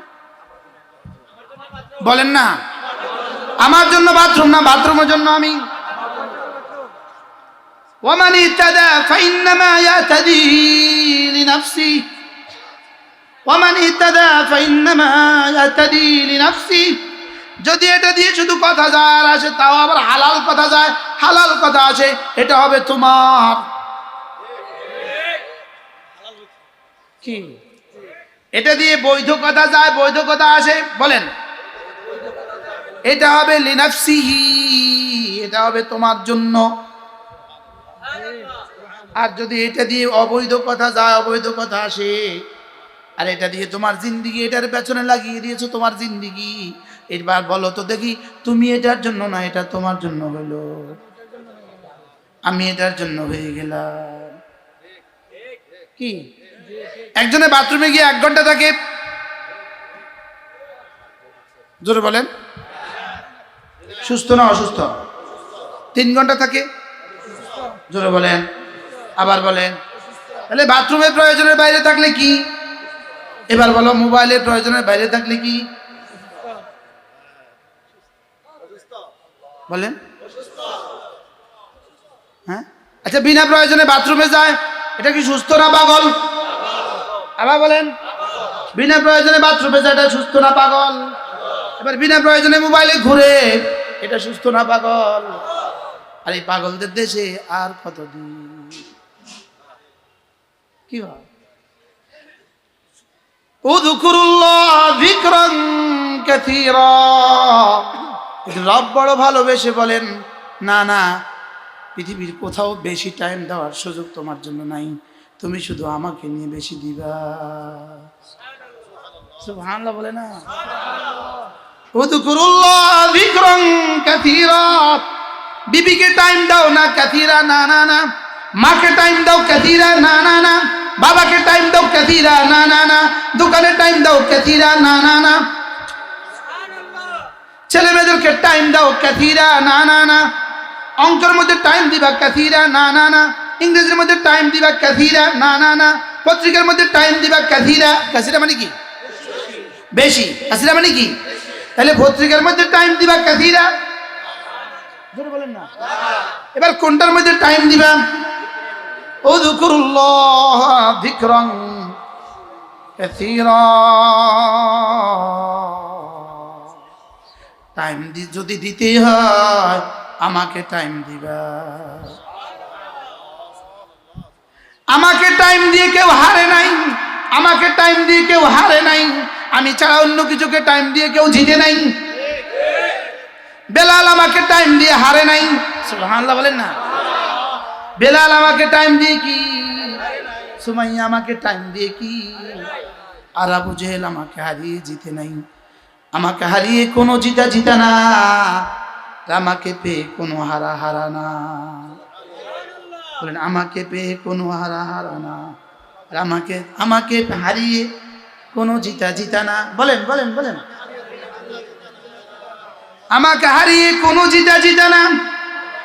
আমাকে হারিয়ে ফেরাউন জিতে নাই, আমাকে হারিয়ে কারুন জিতে নাই, আমাকে হারিয়ে নমরুদ জিতে নাই, আমাকে হারিয়ে কওমে আদ আর কওমে সামুদ জিতে নাই, আমাকে হারিয়ে কেউ জিতে নাই, আমাকে হারিয়ে কেউ জিতে নাই। কিয়ামত পর্যন্ত কেউ জিতবে না, আর আমাকে পেয়ে কেউ হারে নাই, কিয়ামত পর্যন্ত কেউ হারবে না। এক কুলাঙ্গার বলেছে ডাক্তার হলে 100% 100 জন ডাক্তার জিতে যায়, ডাক্তার হলে 100 জন জিতে যায়। এক কুলাঙ্গার বলেছে 100 জন অ্যাডভোকেট জিতে যায়, আর 100 জন কোরআন শরীফ পড়লে হেরে যায়। কুলাঙ্গার, হারাও তুমি চিনো নাই, জিতাও তুমি চিনো নাই।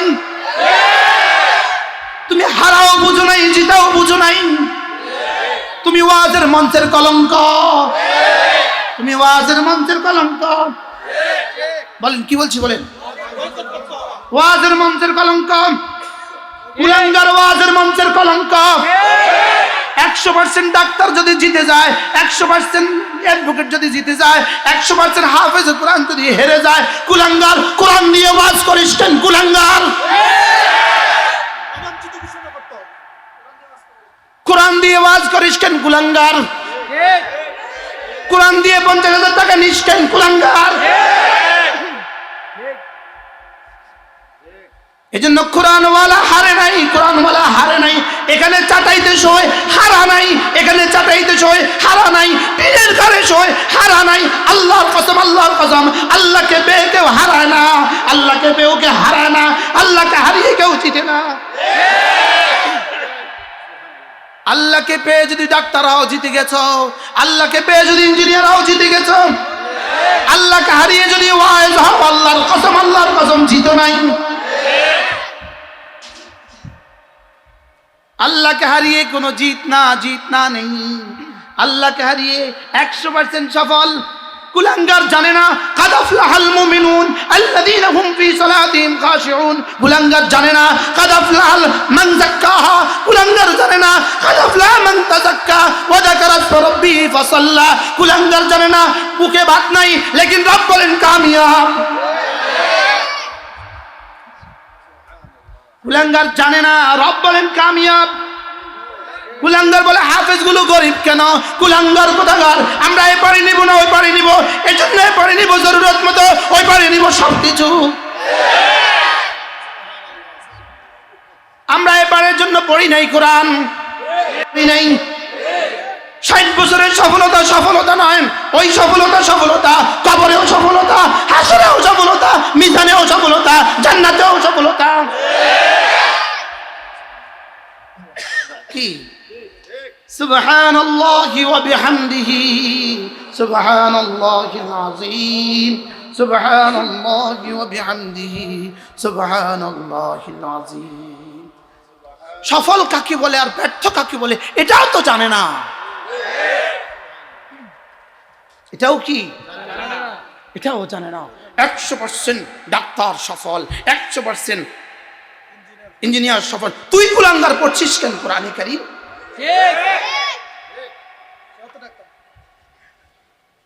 কি 100% ডাক্তার সফল, 100% ইঞ্জিনিয়ার সফল?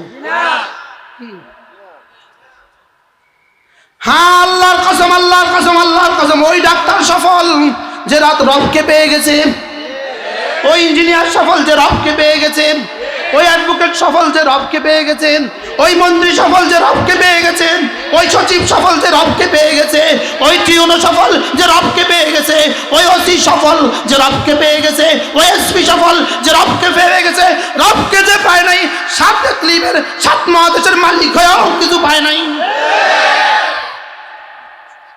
এই জন্য কোরআনওয়ালা সবওয়ালা, কোরআনওয়ালা সবওয়ালা, কোরআনওয়ালা সবওয়ালা, কোরআনওয়ালা সবওয়ালা, পেটে ভাত নাই সবওয়ালা। সুবহানাল্লাহ বলে না, বলো বন্ধু, পেটে ভাত নাই সবওয়ালা। সাহাবী রাসূল উহুদের প্রান্তরে, সাহাবী রাসূল উহুদের প্রান্তরে একটা খেজুর অর্ধেক মুখে দিছে, অর্ধেক। ওদিক থেকে আওয়াজ আসলো, কি? সাহাবী বাকি খেজুরটা ফেলে দিলেন আর ছুটলেন উহুদে। ফুস্তু ওয়া রাব্বিল কাবা, শহীদ হয়ে গেলেন আর বললেন ওয়া রাব্বিল ফুস্তু ওয়া রাব্বিল কাবা, কাবার রবের কসম আমি কামিয়াব। নিহত হয়ে কেউ কামিয়াব হয়? তুমি বলেছ হাফেজা গরিব হয়, তুমি বলেছ হাফেজা গরিব হয়। মাল্লাম ইয়াতাগান্না বিল কোরআন, আল্লাহ রাসূল বলে মুসলিম শরীফের হাদিস, মাল্লাম ইয়াতাগান্না বিল কোরআন, যে কোরআন নিয়ে নিজেকে ধনী মনে করে না, ফালাইসা মিন্নি, সে আমার উম্মতের অন্তর্ভুক্ত না। আমরা কোরআনওয়ালা পৃথিবীর সবচেয়ে শ্রেষ্ঠ ধনী। এই জন্য আলহামদুলিল্লাহ 8,000 টাকা বেতন, কোনো কিস্তি নাই। বলে 8,000 টাকা বেতন, কোনো সিসি লোন নাই। 8,000 টাকা বেতন, কোনো কিস্তি নাই। আমাদের থেকে ধনী পৃথিবীতে আর কেউ নাই। আমি কোরআনওয়ালা, আমি কোরআনওয়ালা, আমি হেফজখানাওয়ালা। আরে সুবহানাল্লাহ বলে না। ইডেন কলেজে কি ঘটে গেছে সেটা তুমি দেখো না, জগন্নাথে কি কি ঘটছে সেগুলো তুমি জানো না, বাংলাদেশের কলেজ ইউনিভার্সিটিগুলোতে কি কি হয় তুমি জানো না। এজন্য আমি কোরআনওয়ালা, আমি সবওয়ালা। বলেন বলেন, আমি কোরআনওয়ালা, আমি সবওয়ালা, আমি কোরআনওয়ালা, আমি সবওয়ালা। বলেন বলেন বলেন বলেন, আমি কোরআনওয়ালা, আমি সবওয়ালা। আর যে কোরআন হারা সর্বহারা, কোরআন হারা সর্বহারা, কোরআন হারা সর্বহারা, কোরআন হারা। ইয়া আইয়ুহাল্লাযীনা আমানু যকুরুল্লাহ যিকরান কাসীরা ওয়াসাব্বিহুহু বুকরাতান ওয়া আসীলা। থাকবো তো মালিককে নিয়ে থাকবো, কোন ইহুদির এজেন্ডা বাস্তবায়ন করার জন্য আমাদেরকে আল্লাহ বানায় নাই। আমাদেরকে রব বানিয়েছে আমাদের সিনা টান করে দিয়ে, বন্ধু তোমাদের ঈমান আমলের হেফাজতের জন্য।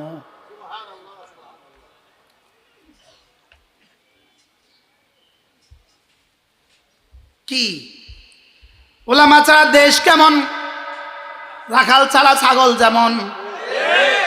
ওলামা ছাড়া দেশ কেমন, রাখাল ছাড়া ছাগল যেমন। কোরআন ছাড়া দেশ কেমন, আবার বলেন রাখাল ছাড়া ছাগল যেমন। ওলামা ছাড়া, ওলামা ছাড়া কি কেমন, রাখাল ছাড়া। কেউ যদি মনে করে ওলামা একরামকে বাদ দিয়ে দিন হয়ে যাবে, ওলামা একরামকে বাদ দিয়ে দিন হয়ে যাবে, এদের উদাহরণ হলো দুধ বাদ দিয়ে ছানা হয়ে যাবে। আচ্ছা, দুধ ছাড়া কত বছরে ছানা হবে? জোরে বলেন, দুধ ছাড়া ছানা কত বছরে হবে? তাহলে দুধ ছাড়া যেমন কিয়ামত পর্যন্ত ছানা উঠানো সম্ভব না, কোরআন ছাড়া আর ওলামা ছাড়া, হেফজখানা ছাড়া আর মাদ্রাসা ছাড়া কিয়ামত পর্যন্ত দিন হবে না। তাহলে এই মাদ্রাসাগুলো দরকার না? কি করবো হুজুর, আমি তো পারি না। আমি আপনার মেহমান তো আছে, আপনার মেহমান তো রেডি আছে। আমি হুজুর এসে পড়ছে, আমি তো সমস্যা, আমার সমস্যা কি? ইয়া আইয়ুহাল্লাযীনা আমানু যকুরুল্লাহ যিকরান কাসীরা। একবার মালিককে একটু বলে দেন, মালিক এই ভূখণ্ডে, এই আসমানের নিচে, জমিনের উপরে আপনার কোরআনের সাথে যারা বিরোধিতা করবে, কোরআনের মাদ্রাসার সাথে যারা বিরোধিতা করে, কোরআনের মাদ্রাসার সাথে যারা বিরোধিতা করে, হেফজখানা যারা বিরোধিতা করে, বলেন আল্লাহ এদের থেকে জাতিকে পাক করে দেন। বলেন এদের থেকে জাতিকে কি করে দেন? আবার বলেন এদের থেকে জাতিকে কি করে দেন? আল্লাহ এদের থেকে জাতিকে পাক করে দেন ইনশাআল্লাহ। والذين يمكرون السيئات لهم عذاب شديد ومكر أولئك هو يبور। আল্লাহ তাআলা বলেন যারা ষড়যন্ত্র করেন, দু চারটা বিক্ষিপ্ত ঘটনা ঘটতেই পারেন। সারা বাংলাদেশে হাজারো ইউনিভার্সিটিতে দু চারটা বিক্ষিপ্ত ঘটনা হয় কি হয় না? জেনা ব্যভিচার কিছু হয় কি হয় না? ঢাকার আইডিয়াল কলেজের পরিমল এখন কোথায়? বলেন না। ঢাকার আইডিয়াল কলেজের পরিমল কোথায়? জেলখানায়। ঢাকার আইডিয়াল কলেজের প্রফেসর পরিমল কোথায়? জেলখানায়। যদি সে জেলখানা যাওয়ার পরেও যদি জেনা শতবার জেনা করার পরেও যদি জেলখানা যাওয়ার পরে এরপরে যদি স্কুল চলতে পারে, মাদ্রাসাগুলোতে দু চারটা বিচ্ছিন্ন ঘটনা ঘটে গেলে মাদ্রাসা চলবে না কেন? বিচ্ছিন্ন ঘটনা দুই একটা ঘটতে পারে কিনা?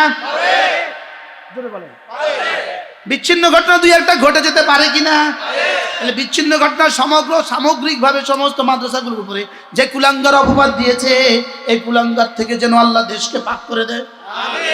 এই কুলাঙ্গার গুলোকে যারা স্যালুট দেয় আর যারা এর পক্ষে লাগে, তাদের থেকেও যেন আল্লাহ দেশকে পাক করে দেয়। রব্বা দেশ বাঁচাও, রব দেশ বাঁচান, রব দেশ বাঁচান।